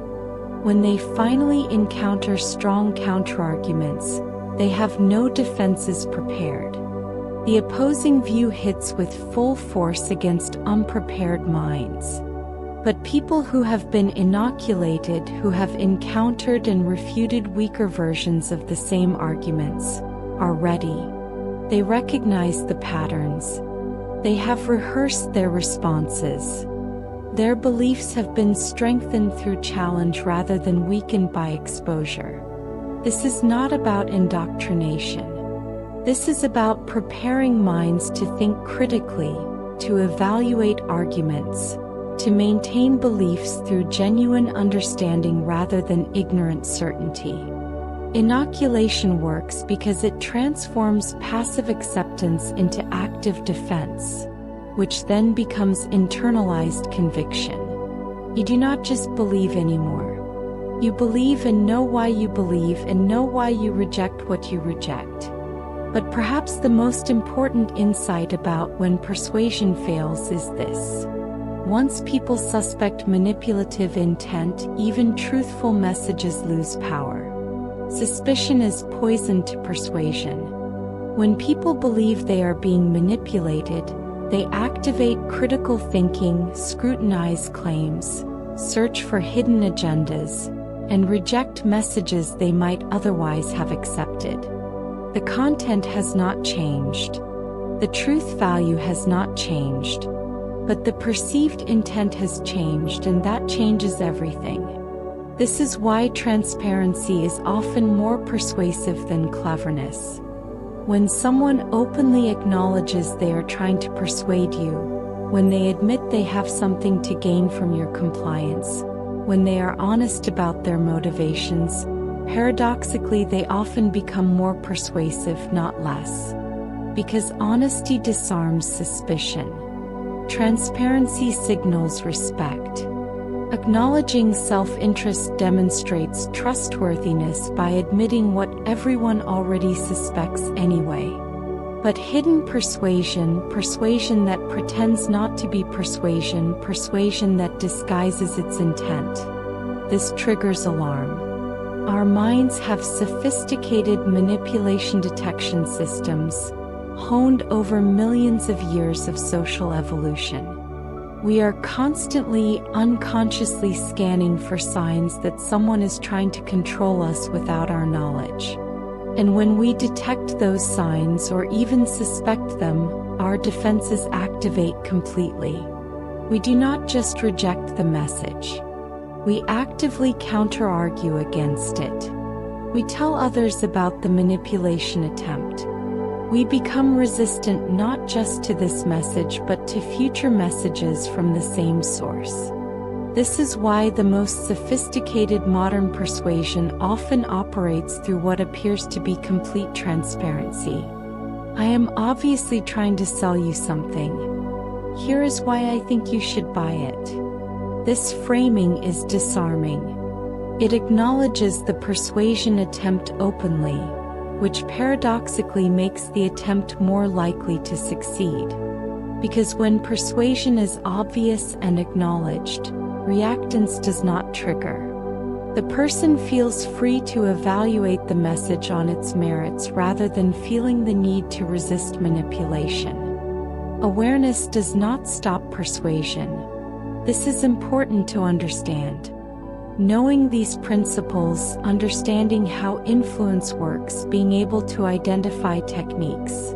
None of this makes you immune. The shortcuts still activate. The emotions still trigger. The social proof still influences. But awareness changes the direction of persuasion in subtle ways. Aware people are more resistant to crude manipulation but potentially more responsive to sophisticated influence. They see through obvious tactics, which makes them feel smart, which makes them let their guard down for more subtle approaches. They know about reactance, so they notice when their freedom feels threatened, but they might not notice when that same freedom is being artfully preserved through strategic acknowledgement. They understand emotional appeals, so they discount obvious emotional manipulation, but they remain vulnerable to emotional content that feels authentic, organic, earned. Awareness is a tool, not a shield. Create some space for choice where before there was only automatic response. But it does not eliminate the fundamental architecture of human psychology. It does not change how the brain processes authority, social proof, consistency, emotion, or any of the other principles we have explored. It simply makes those processes slightly more visible, which sometimes, only sometimes, allows for different choices. And here is the deepest truth about resistance. It exists not to protect us from all influence, but to protect our sense of autonomy. We do not resist persuasion because we want to be completely independent, immune to others' influence. That would be impossible and undesirable. We are social creatures. We need to be influenced to learn from others, to be persuaded sometimes that our initial views were wrong. Resistance exists to ensure that this influence feels chosen rather than imposed, that it preserves our dignity, that it allows us to remain in our own minds, free agents making autonomous choices rather than puppets dancing on invisible strings. So the most powerful persuasion understands this. It does not fight resistance. It does not try to overwhelm defenses. It does not push harder when pushback occurs. Instead, it works with resistance, incorporates it, uses it. It explicitly preserves freedom. It acknowledges autonomy. It presents itself not as control but as information. Not as demands but as options, not as manipulation but as partnership in decision-making. And when persuasion does this, when it truly respects autonomy rather than merely pretending to, something remarkable happens. Resistance fades. Not because it has been overcome, but because it is no longer needed. The person feels free, and feeling free they are open. Open to influence, open to change, open to persuasion that does not feel like persuasion because it preserves precisely what they needed to preserve all along. The sense that they are choosing, that they are free, that they remain despite all influence fundamentally themselves. As you rest here now, perhaps you can feel both sides of this dynamic within yourself. The openness to influence, the desire to learn and grow and be changed by new information and perspectives. And simultaneously, the fierce protective instinct that activates when that influence feels forced, when autonomy feels threatened, when someone seems to be trying to control rather than inform. Both are present. Both are necessary. Both are you, navigating the eternal tension between connection and independence, between being influenced by others and remaining true to yourself. Persuasion fails when it forgets this tension, when it treats people as objects to be moved rather than subjects to be respected, when it prioritizes the outcome over the relationship, the compliance over the autonomy, the change over the person being changed. And persuasion succeeds, truly succeeds, when it honors both needs, the need to influence and the need to be free. When it offers change while preserving choice.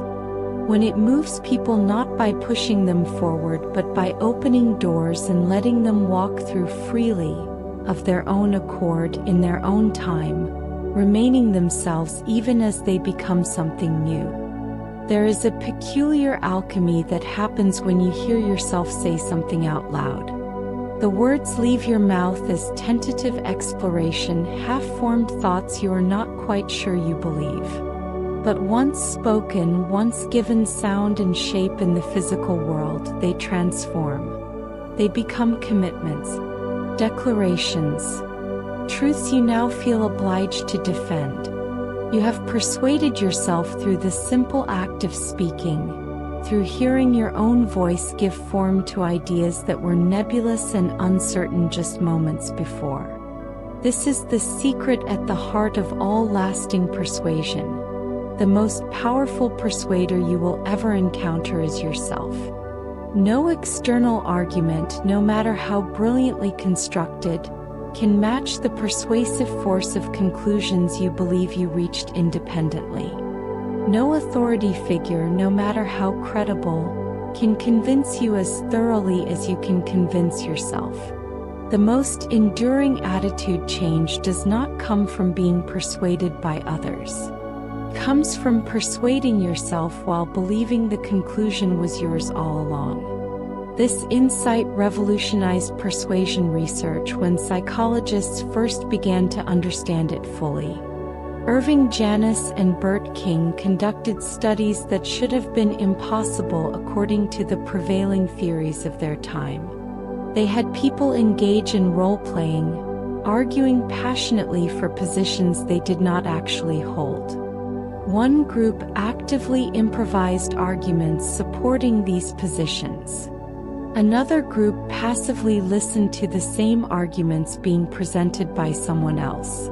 The content was identical. The arguments were the same. But the effects were radically different.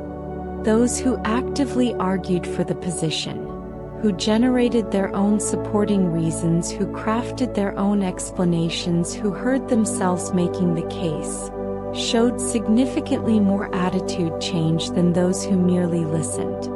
They were not just learning arguments. They were becoming convinced by their own performance. By the act of arguing, they persuaded themselves. The role-playing became real. The arguments they generated to fulfill the assignment became arguments they actually believed. This is self-persuasion in its purest form. When you are the source of the arguments, when you hear yourself making the case, when you watch yourself behaving as if you believe something, your mind treats those arguments, those words, that behavior as evidence about what you actually think.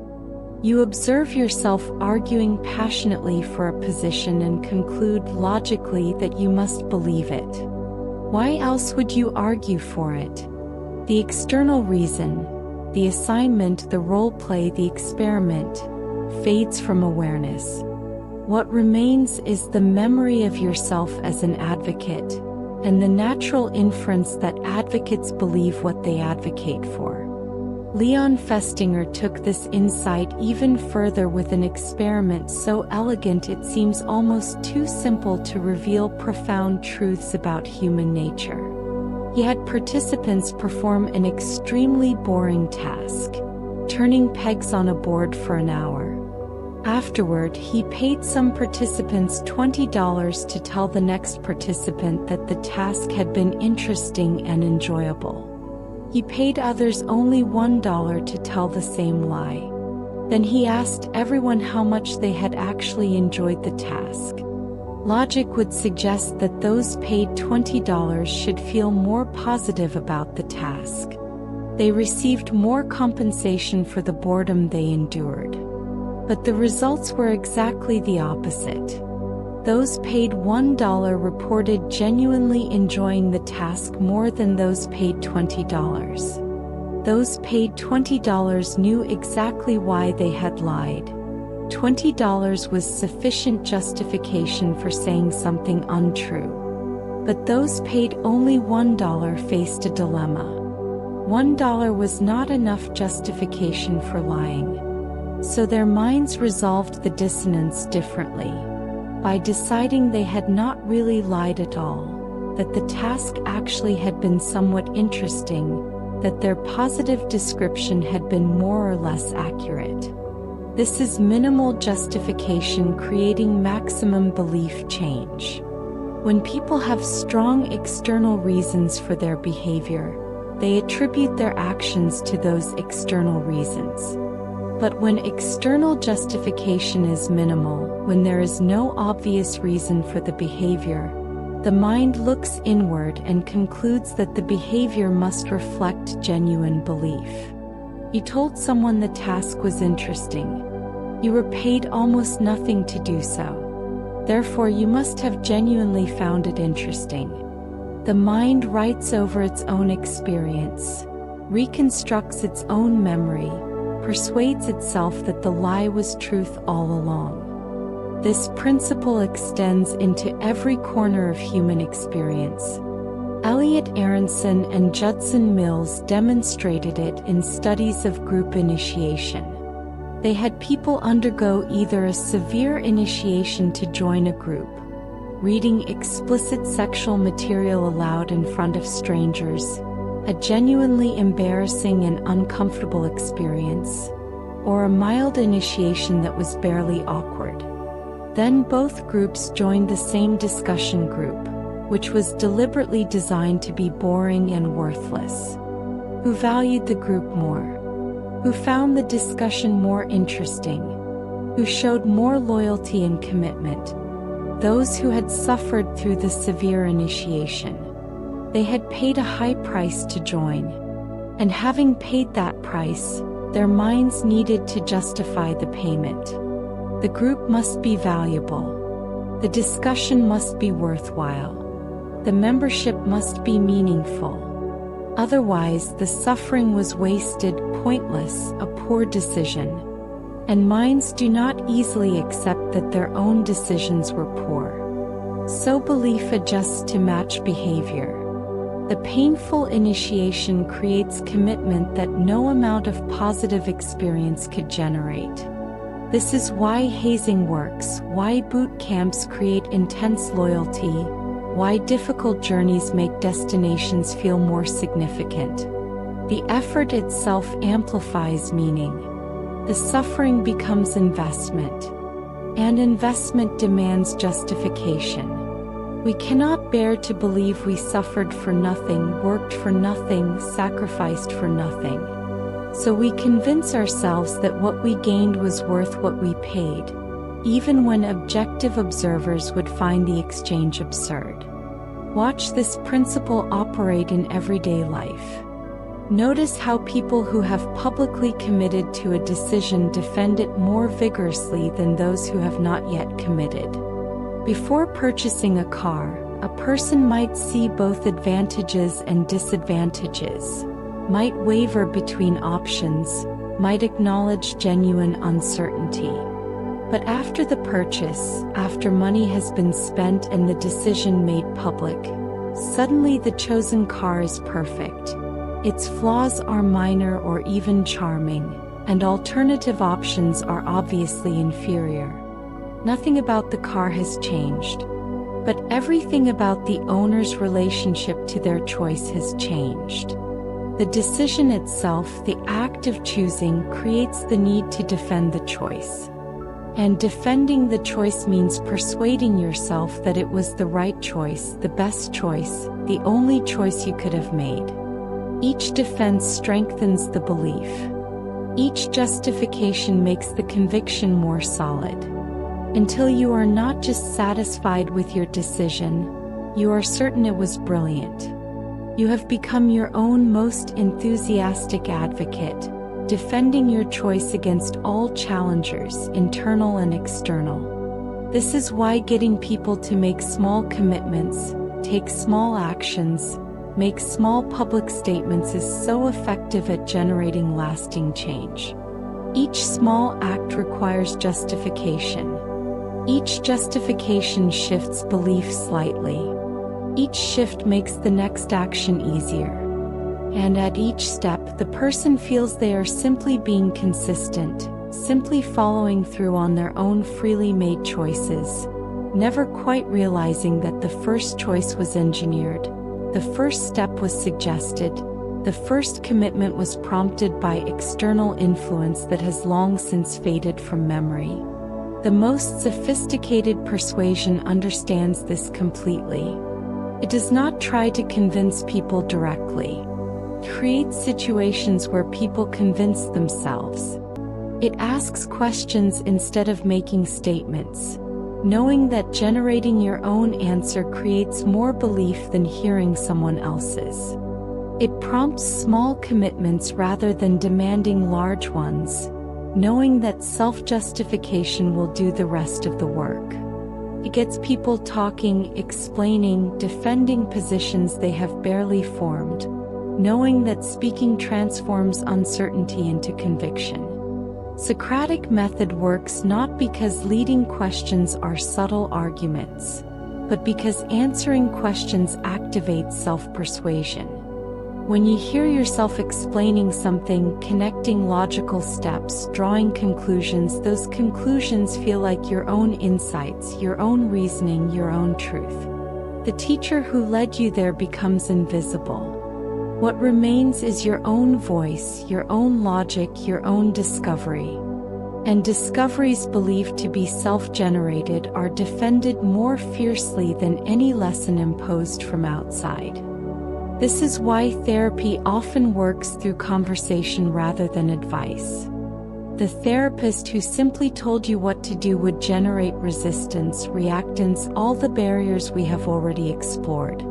But the therapist who asks questions, who reflects your own words back to you, who creates space for you to hear yourself think out loud, that therapist facilitates self-persuasion. The insights you speak become insights you own. The changes you articulate become changes you are committed to. The goals you voice become goals you will pursue, because you have heard yourself declare them, and having declared them, you must either act or face the dissonance of being someone who does not follow through on their own stated intentions. Sales professionals who truly understand persuasion do not spend most of their time talking. They spend most of their time listening, asking questions, getting the customer to explain their needs, articulate their desires, describe their problems. And with each answer the customer gives, they are persuading themselves. They are hearing themselves say they need this product, want this service, will benefit from this purchase. By the time the salesperson suggests buying, the customer has already sold themselves. The external persuader has simply facilitated a conversation the customer was having with themselves all along. This principle extends even to identity change, the most profound form of persuasion. You do not become a different person by being told who to be. You become a different person by acting differently, then observing your own actions and inferring identity from behavior. You volunteer once hesitantly because you were asked. Then you notice you volunteered. Then you think, I must be the kind of person who volunteers. Then you volunteer again because that is what people who volunteer do. Then the identity solidifies. You're a volunteer. Not because someone convinced you to adopt that identity, but because you observed your own behavior and drew the logical conclusion. Every action we take, every word we speak, every choice we make becomes evidence we use to understand ourselves. We are constantly inferring our own beliefs, attitudes, and identity from our behavior, especially when that behavior happens in the absence of obvious external pressure. And this creates a remarkable opportunity for persuasion. If you can get someone to act, they will persuade themselves to believe. If you can get someone to speak, they will persuade themselves that their words reflect conviction. If you can get someone to choose, they will persuade themselves to defend the choice. The persuader who understands this does not need to argue. They need to prompt. They do not need to convince. They need to create situations where people convince themselves. They do not need to be present for the persuasion to work. In fact, the less visible they are, the better. Because the most powerful persuasion happens when the persuaded person believes no persuasion occurred. When they believe every conclusion was their own, every change was self-generated, every shift was independent choice rather than influenced response. This is why persuasion succeeds most when it removes the persuader entirely. When the person sits alone with their own thoughts and hears themselves thinking in new directions. When they talk with friends and hear themselves defending positions they had not quite formed before speaking them. When they act in small ways and observe themselves acting, and infer from that observation new truths about who they are and what they believe. The external persuader planted the seed, perhaps. Prompted the first action. Asked the initial question. But the growth, the change, the transformation that happens in the fertile darkness of self-persuasion, where we convince ourselves more thoroughly than anyone else ever could. As you rest here now, drifting in that space between waking and sleep, perhaps you are noticing your own thoughts. The ideas forming. The conclusions suggesting themselves. The beliefs shifting in subtle ways as you hear yourself thinking through these principles, as you observe your own reactions, as you draw your own inferences about what all of this means. No one is forcing these thoughts. No one is demanding these conclusions. They are simply arising naturally from your own reflection. And arising naturally, they feel true in a way that imposed ideas never could. This is the strongest force in all of persuasion. Not the force that moves you from outside, but the force that emerges from within. The voice that is yours. The reasoning that is yours. The conclusions that feel self-generated even if the questions that prompted them were not. You are persuading yourself right now, constantly, always, taking actions and inferring beliefs, speaking words and crystallizing commitments, making choices and defending them automatically, building an ever-evolving understanding of yourself from the evidence of your own behavior. And in this continuous process of self-persuasion, you are both the persuader and the persuaded, both the arguer and the audience, both the source of influence and the recipient of it. This is why no external force can match your power over your own mind. This is why the most effective persuasion simply facilitates what you are going to do anyway. Convince yourself, one thought at a time, one word at a time, one action at a time, that who you are becoming is who you have always been, discovering yourself rather than being changed, choosing freely rather than being influenced, remaining perfectly autonomous even as you transform There is a kind of wisdom that sounds like foolishness at first. less is more. Silence speaks louder than words. Weakness can be strength. These sayings feel like pretty contradictions, philosophical puzzles designed to sound profound rather than be useful. But in the realm of persuasion, these paradoxes are not poetic. They are empirical. They are patterns that appear again and again in research, confounding our intuitions about how influence should work but revealing how it actually does work in the strange, nonlinear landscape of human psychology. We believe almost instinctively that more is better.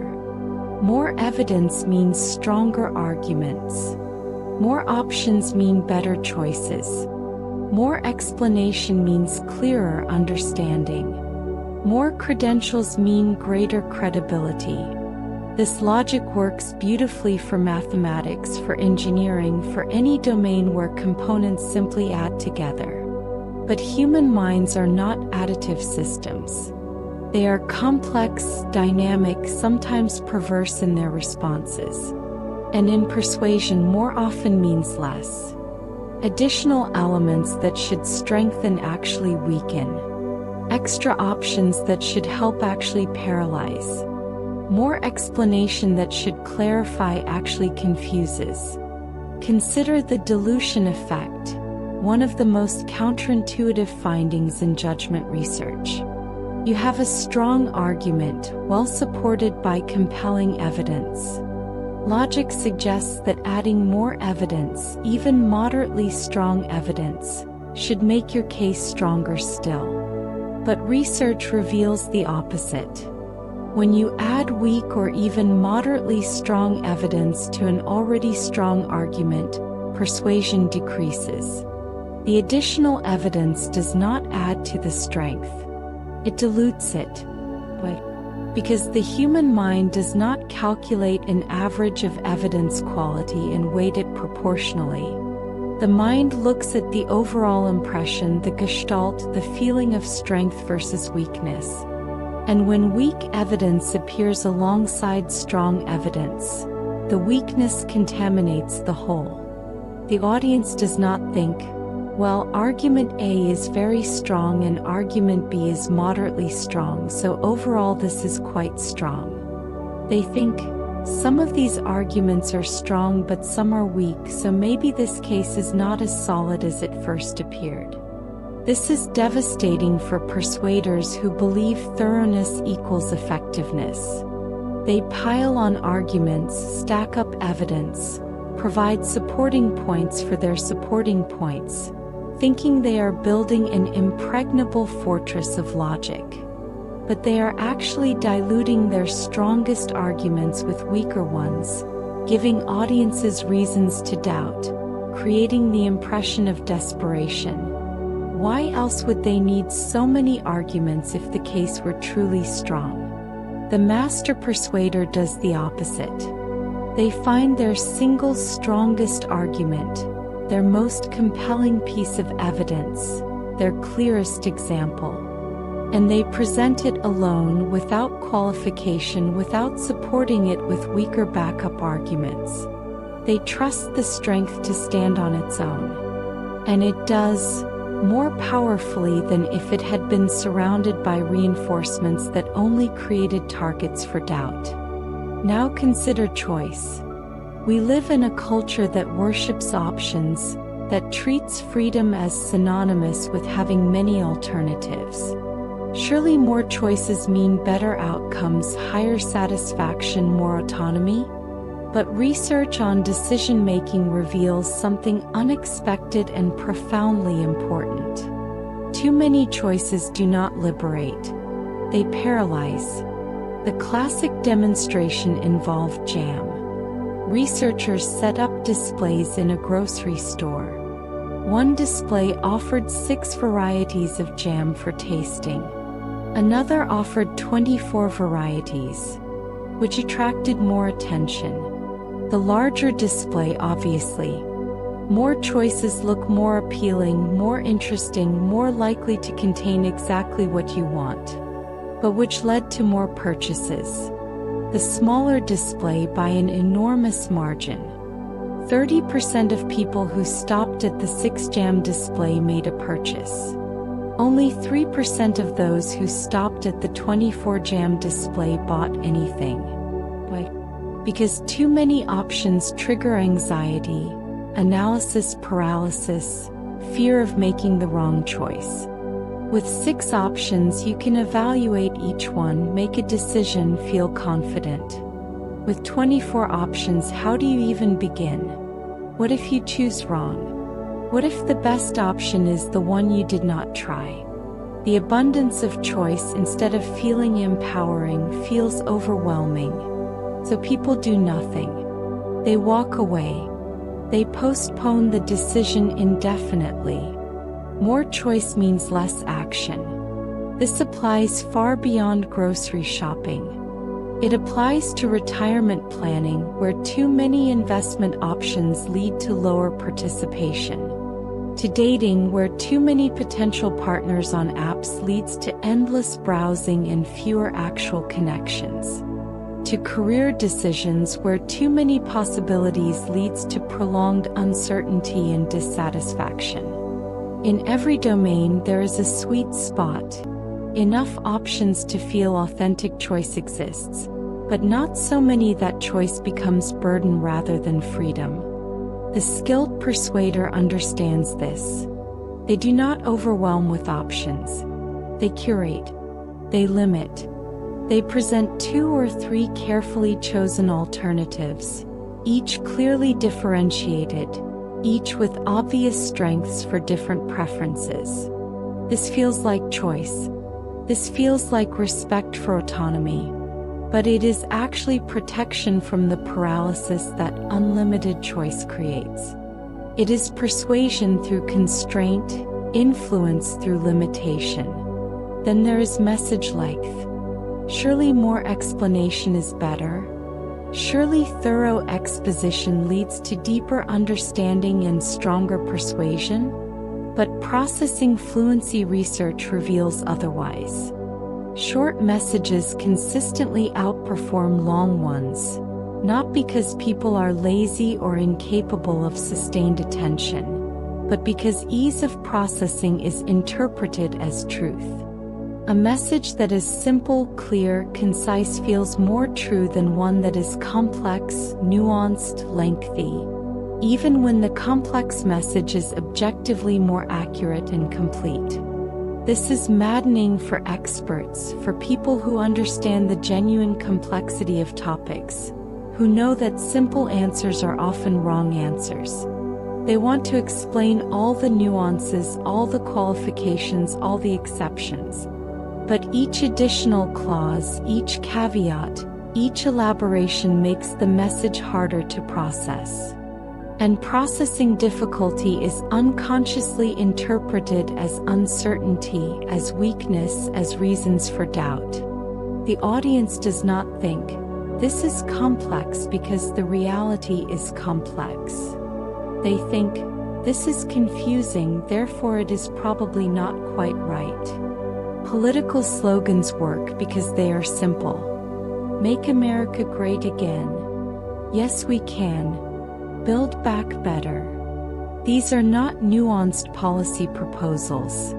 They are not even coherent ideas when examined closely. But they are easy to process, easy to remember, easy to repeat. And that ease is persuasive. It creates the feeling of clarity, of certainty, of truth.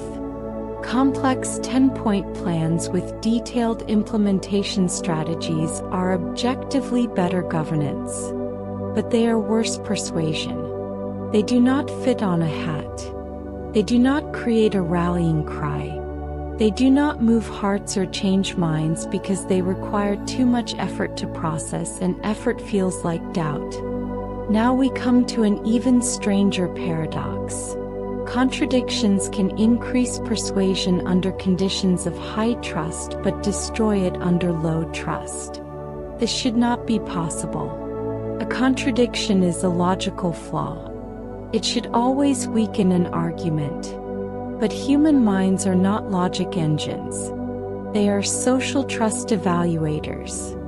And we interpret the same logical flaw completely differently depending on who is delivering it.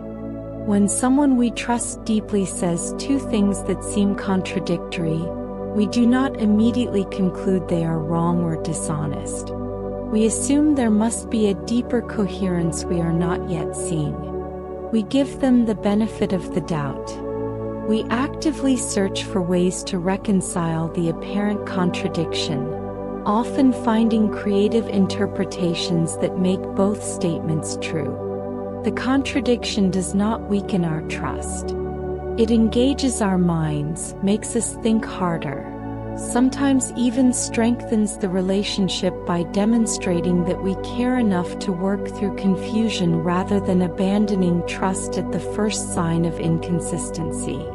But when someone we do not trust says contradictory things, that same logical flaw becomes devastating evidence of dishonesty, incompetence, or manipulation. We do not search for reconciliation. We jump to the conclusion that they are lying, changing their story, cannot keep their false narrative straight. The contradiction confirms our suspicion. It justifies our distrust. It becomes a reason to reject everything they say, past and future. Same contradiction, opposite effects, all determined by prior trust. This reveals how little pure logic matters in persuasion compared to relationship, context, and social dynamics. We think we evaluate arguments on their merits. We actually evaluate arguments through the lens of trust. And that lens transforms everything, turning flaws into features or features into flaws depending on which way it is aimed. Then there is the sleeper effect, perhaps the strangest paradox of all. A message delivered by a source with low credibility should not be persuasive. And indeed, immediately after exposure, it is not. People discount the message because of the source. They remember thinking, that is from a biased source, so I should not believe it. But wait a few weeks and test again. Something remarkable happens. The message has become more persuasive over time. The initial discount has faded. The content has separated from the source in memory. And the weak message from the dubious source has grown stronger in absence, like wine aging in a cellar, becoming more potent rather than less. Why? Because we forget context faster than content. We remember what was said more durably than who said it or why we should discount it. The discounting cue, the warning about source credibility, the reminder to be skeptical, fades from memory. But the message itself persists. And persisting without its warning label, it begins to feel true, to be evaluated on content alone, to persuade in retrospect even though it failed to persuade at first exposure. This has enormous implications. It suggests that even messages from non-credible sources can eventually persuade, given enough time for the source to be forgotten. It suggests that immediate reactions to persuasion attempts are not reliable predictors of long-term influence. It suggests that persuasion sometimes works best when it works slowly, planting seeds that will only germinate after conscious resistance has faded, after the defensive context has been forgotten, after only the content remains floating free in memory, available to be believed. All of these paradoxes point to the same underlying truth. Persuasion does not reward thoroughness. It does not reward completeness. It does not reward the accumulation of evidence, options, explanations, or elaborations. Persuasion rewards clarity. It rewards timing. It rewards restraint.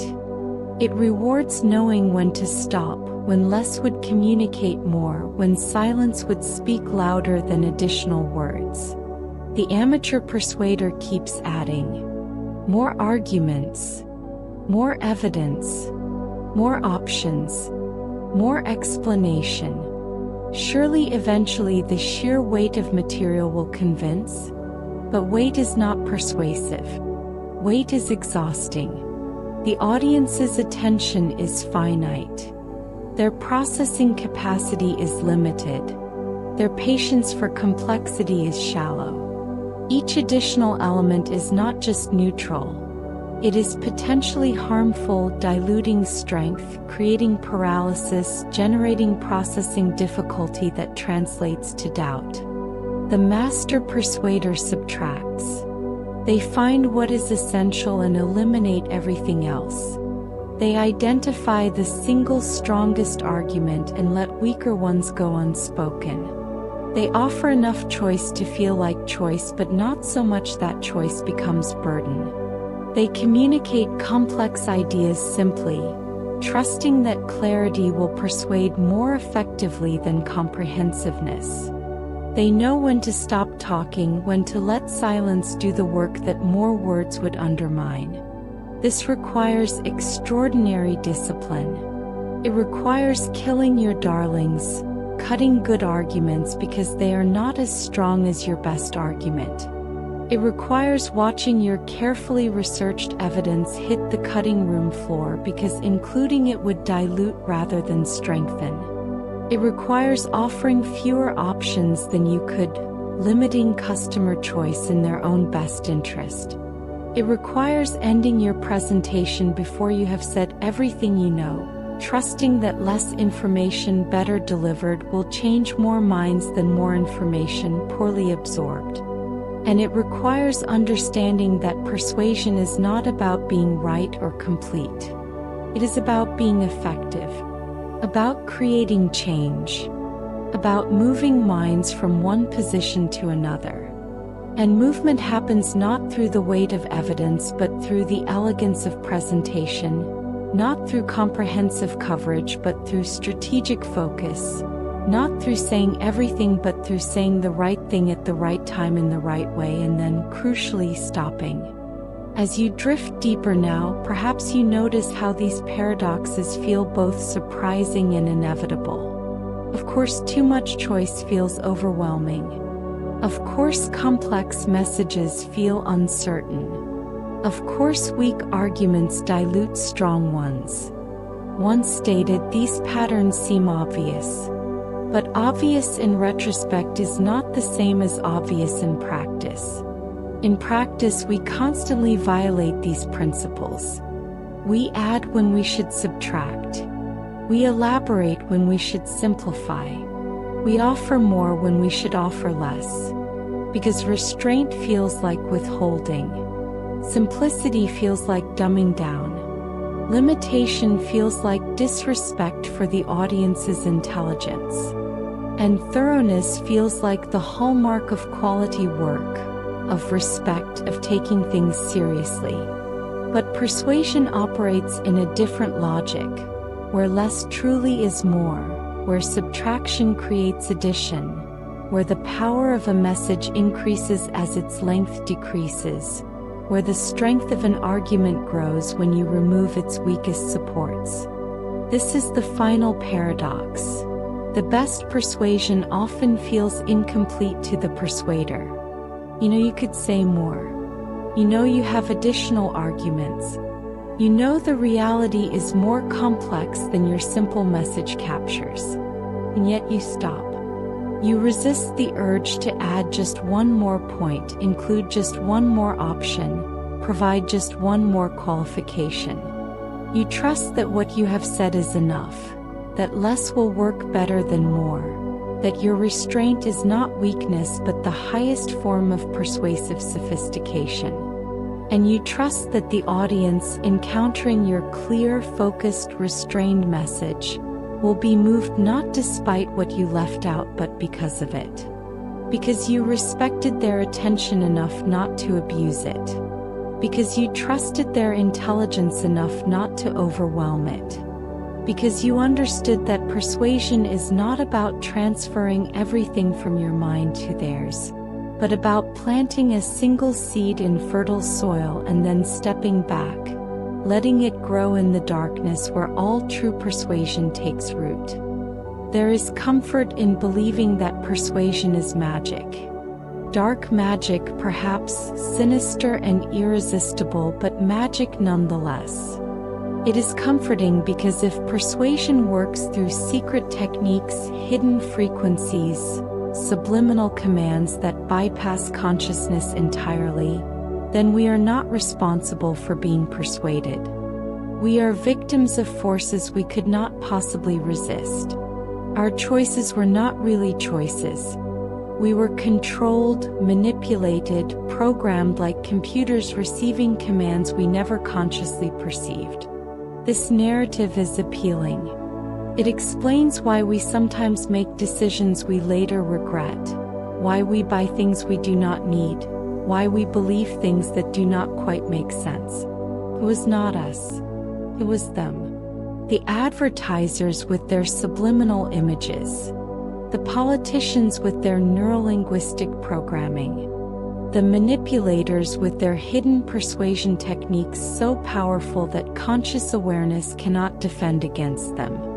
But this narrative is false. Reassuringly, liberatingly, responsibly false.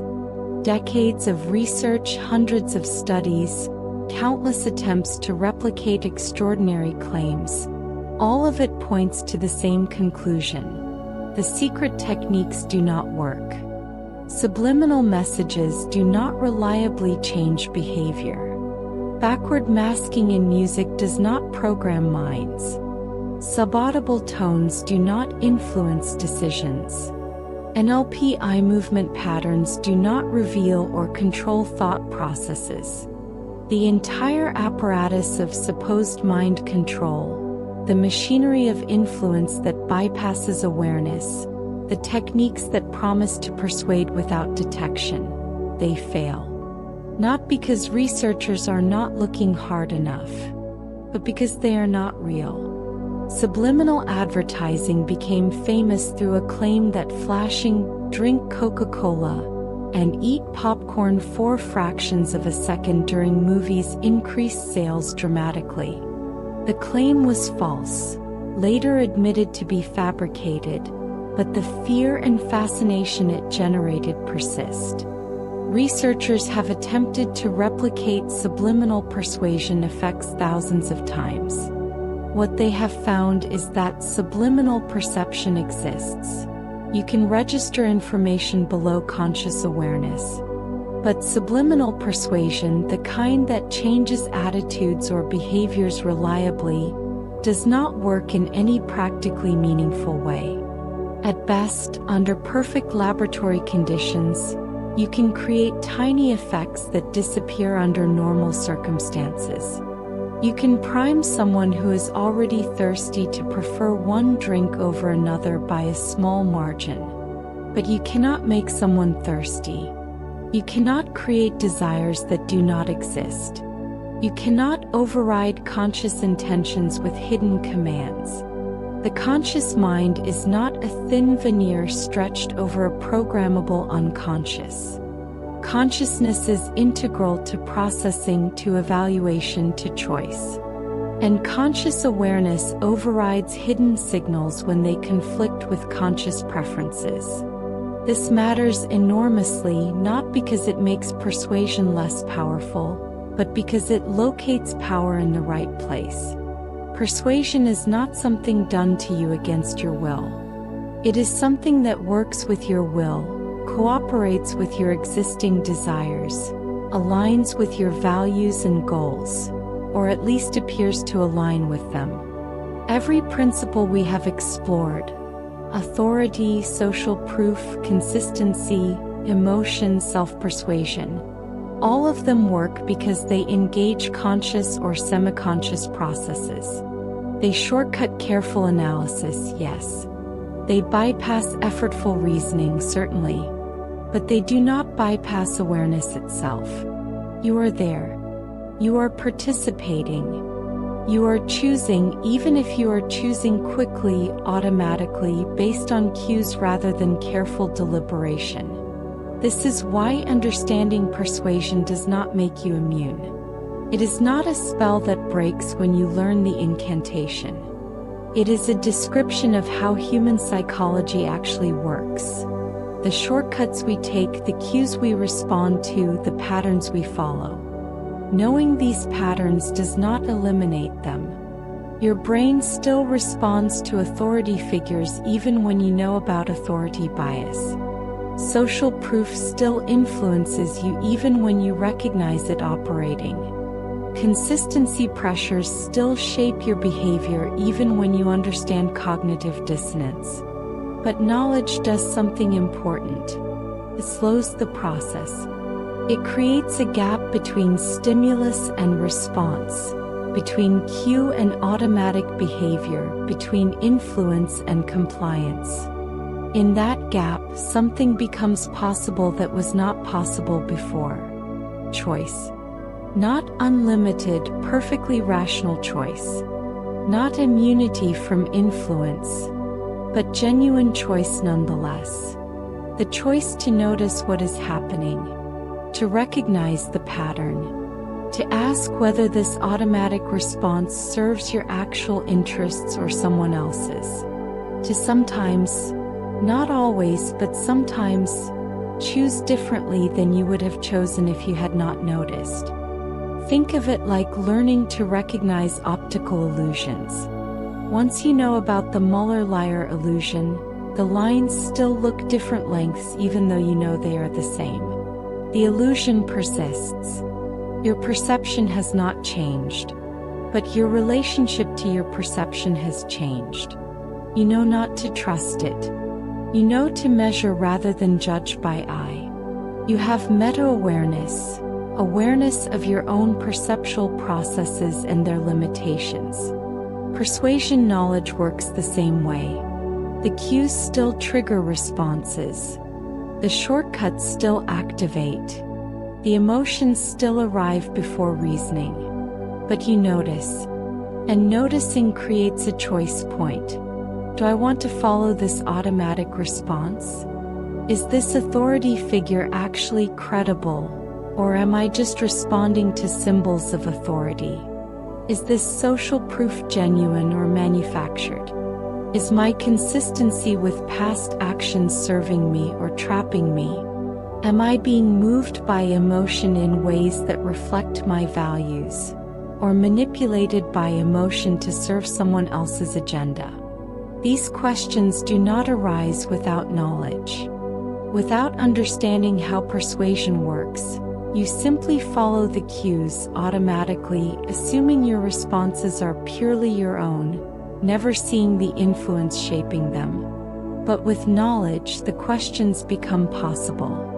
Not guaranteed, you will still often follow the automatic response without questioning it. But sometimes, when it matters, when something feels off, when the stakes are high enough to warrant conscious attention, you notice. You question. You choose. And sometimes noticing is enough. Not to make you immune. Not to eliminate influence. Not to transform you into a perfectly rational agent, unswayed by social cues, emotional appeals, or persuasive techniques. That is not possible and probably not desirable. We are social creatures. We need to be influenced. We need to learn from others, trust authority when appropriate, follow social proof when reasonable, maintain consistency when it serves us. Complete immunity to persuasion would be pathological, not aspirational. But noticing allows for discrimination, for choosing which influences to follow and which to resist, for recognizing when persuasion aligns with your authentic values and when it conflicts with them, for understanding the difference between being helped to make a good decision and being manipulated into making a decision that serves someone else at your expense. This is what demystifying persuasion accomplishes. It removes the narrative of mind control, of irresistible influence, of techniques so powerful that awareness cannot defend against them. And in removing that narrative, it returns responsibility to where it belongs. With you. Not total responsibility. You are still influenced by everything we have discussed, still shaped by forces beyond your complete control. But partial responsibility. The capacity to notice and noticing, to sometimes choose differently. The persuader who understands this does not rely on secret techniques. They rely on genuine alignment between what they offer and what people actually need or want. They use persuasion principles not to trick people into bad decisions, but to help people make good decisions more easily, to overcome the inertia and confusion that prevents action even when action is clearly beneficial. They cooperate with free will rather than trying to bypass it, because they know bypass is not possible and cooperation is more effective anyway. And the person being persuaded, armed with knowledge, can evaluate this cooperation. Can ask, is this persuasion helping me get what I actually want? Or is it making me want something I would not otherwise want? Is this making a good decision easier or a bad decision more appealing? Am I being respected as an agent making choices, or treated as a target to be moved? These distinctions matter. They are not always clear. The boundary between helping and manipulating is often ambiguous, contested, genuinely uncertain. But the questions can be asked. The evaluation can happen. The choice, however constrained and influenced, remains partly yours.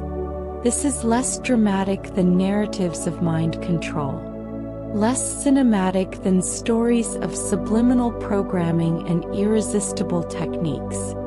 But it is more accurate, more honest, more respectful of the complexity of human agency. You are not a computer to be programmed. You are not a puppet to be controlled. You are a social being, navigating a world full of influences, using shortcuts that usually serve you well but sometimes lead you astray, making decisions that are neither perfectly free nor completely determined. Persuasion works not because it is magical but because it is psychological. Not because it bypasses your will, but because it works with your will, shaping the landscape of choices, highlighting certain options, making some paths easier to follow than others. You are still choosing. You're still walking. The terrain has been shaped, certainly, but your steps are your own. And knowing this, understanding this, seeing clearly how influence operates, this does not make you immune. But it does make you freer. Free not from influence, which is impossible and undesirable, but free to notice influence, to evaluate it, to sometimes resist it, to sometimes embrace it more fully, understanding what you are embracing and why. To be a participant in your own persuasion rather than just a target of others. As you rest here now in this final segment, perhaps you feel both more vulnerable and more empowered than when we began. More vulnerable because you see how many forces shape your choices, how many shortcuts guide your thinking, how much influence operates beneath awareness. More empowered because you understand these forces now, can recognize them, can work with them or against them as serves your authentic interests and values.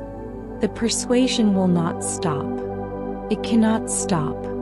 You live in a social world, surrounded by others who want things from you, need things from you, hope to influence you in ways large and small.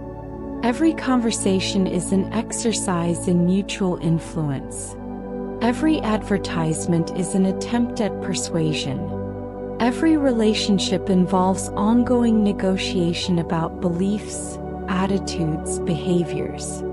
This is not corruption of some pure state of independence. This is the nature of social existence. But you are not helpless within this web of influence. You are not a leaf blown by winds you cannot see. You are aware. You understand. You notice. And noticing, you have something that seemed impossible when persuasion felt like magic. You have choice. Constrained choice. Influence choice. Choice that will never be perfectly free or perfectly rational. But choice nonetheless. The secret techniques do not work. The mind control is not real. The subliminal programming is fantasy. And this is good news. Because it means persuasion, powerful as it is, operates within human psychology rather than beyond it. Within consciousness rather than beneath it. Within choice rather than against it. It works not by removing your agency but by shaping the context in which you exercise that agency. And shaped context can be recognized, evaluated, sometimes resisted, sometimes embraced, always potentially noticed, and sometimes noticing is enough. Not to achieve immunity, not to become unpersuadable, but to become aware. To see the influence operating, to understand the techniques being used, to recognize when you are being helped and when you are being exploited, to make choices that are genuinely yours, even when they are shaped by forces beyond your control, because you have seen those forces, understood them, and decided consciously how to respond. This is the real power that knowledge provides.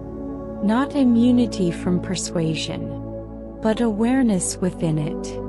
Not freedom from influence, but agency within influence.